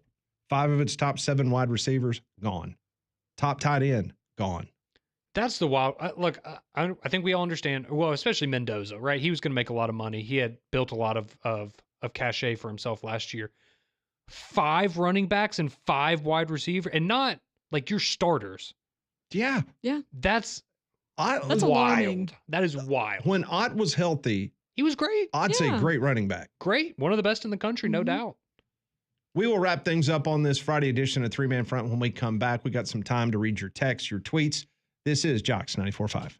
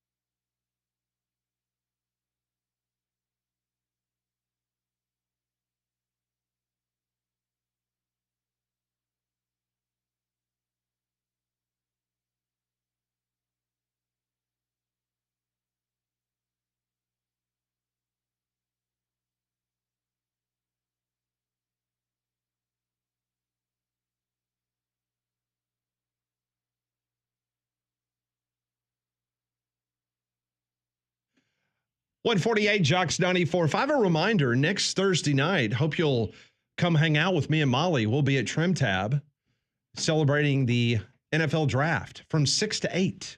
We'll be there at Trim Tab. So come on by and see us. The first pick starts at 7 o'clock. So come hang out with us and enjoy a great night there at Trim Tab. And speaking of the NFL draft, the Rams once again are on the move for the NFL draft. But for the first time in 5 years, Coach Sean McVay and General Manager Lee Sneedwell, they will not make their picks from a luxury home transformed into a Rams-centric draft house. You remember that house? That really nice house? It was gorgeous. It wasn't like Cliff Kingsbury nice, but it was nice. The Rams announced yesterday that they will conduct the April 24th through 26th draft from the Los Angeles Fire Department Air Operations Headquarters in Van Nuys. The facility will remain fully operational during the draft. They're doing this to honor all the firefighters during the Southern California fires.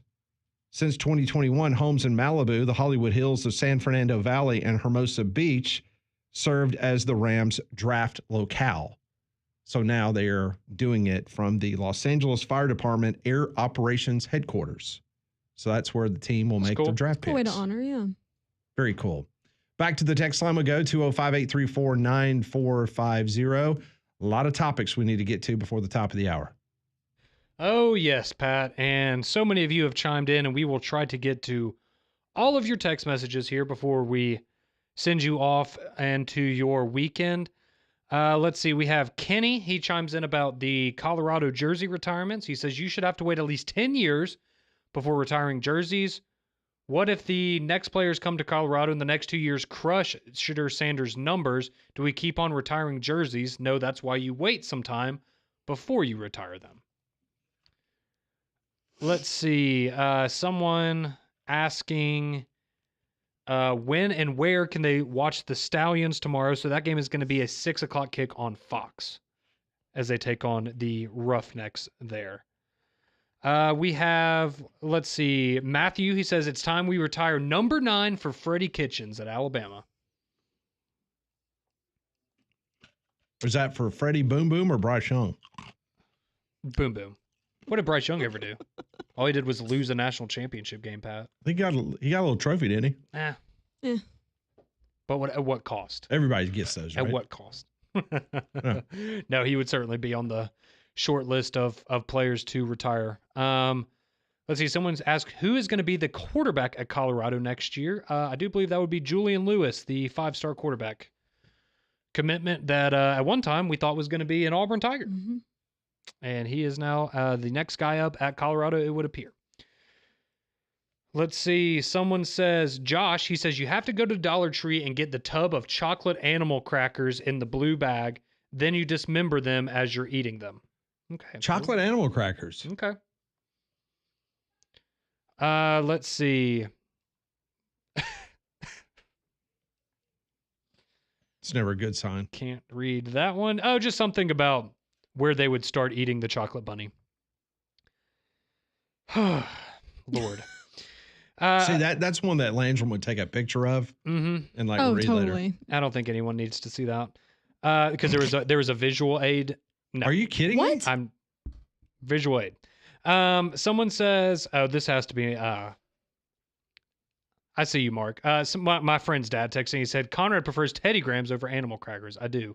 That is my guilty pleasure snack. I haven't had a Teddy Graham in years. Yeah, and the cinnamon ones are amazing, but really hard to find. So I did love those. They're so as good. a kid. Yeah. So how often do you indulge? Oh, I mean, I get a box every week at the grocery store. I mean, I eat those a lot. Like that's they are good. That's my snack. But it's like I said, it's been years since I've had one. Yeah, and I mean, I feel like a 5-year-old when I eat them, but it's okay. They're good. Let's see. Wait, what? Someone says today is National Animal Cracker Day. No way. Let's see. What a coinkydinks. It is. That's amazing. No way. Yeah, it's National Animal Cracker Day. That is awesome. Thank you for whoever texted that in. That is awesome.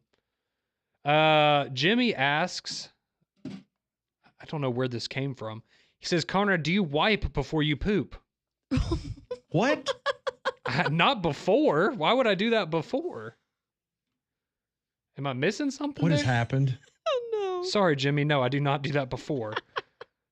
Do you do it after? Sometimes. Let's see. Someone asked. Sometimes. Who's got a bidet? Oh, true. Well, me and Landrum share one.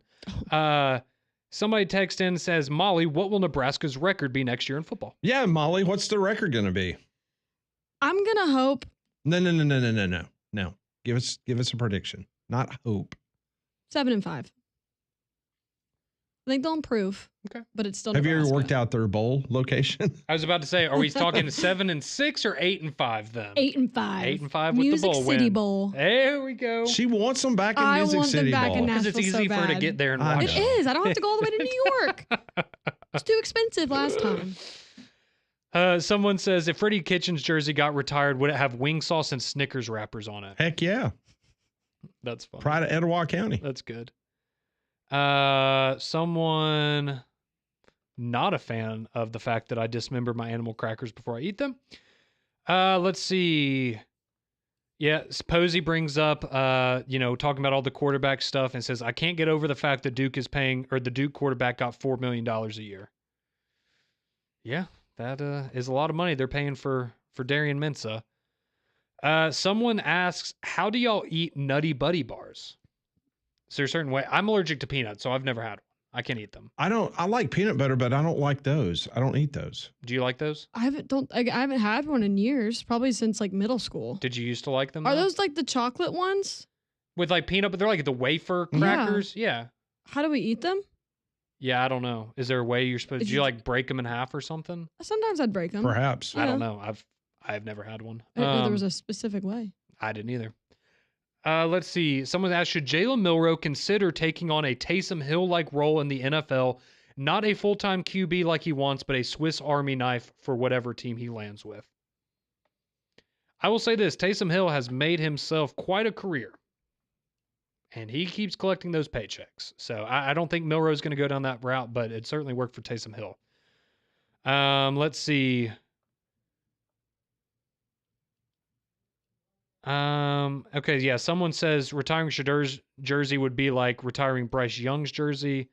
Again, I don't agree with that, though, because he got you to a national championship and won a Heisman. And that's why we have no problem with the Travis situation, because he won the Heisman. Yeah. So that makes sense that they would retire it. Let's see. Someone says, you could say Brody Croyle for the comparison, but you have to remember he had one of the worst O-lines in Bama history. All those overthrown passes to DJ Hall, you've got to have a little sympathy for it. And I do, and I understand. I didn't mean that necessarily as a shot at Brody Croyle. That was just the first one that came to my mind here. Two more. Someone says John Parker Wilson would have been their comp for Shedeur Sanders having his jersey retired. And okay, that one is too long. Oh, and Michael chimes in. We'll wrap up with this one. He says April 18th is National Animal Cracker Day as well as National Velociraptor Awareness Day. There we go. Because those are a very real thing that we need to be aware of. We appreciate everybody tuning us in on this Good Friday. We hope everyone enjoys the weekend with the family and the church services coming up on Sunday. We'll be back here, the full team on Monday. Landrum will be back. For Molly, Conrad, I'm Pat. Have a great weekend, everyone. Paul Feinbaum shows next.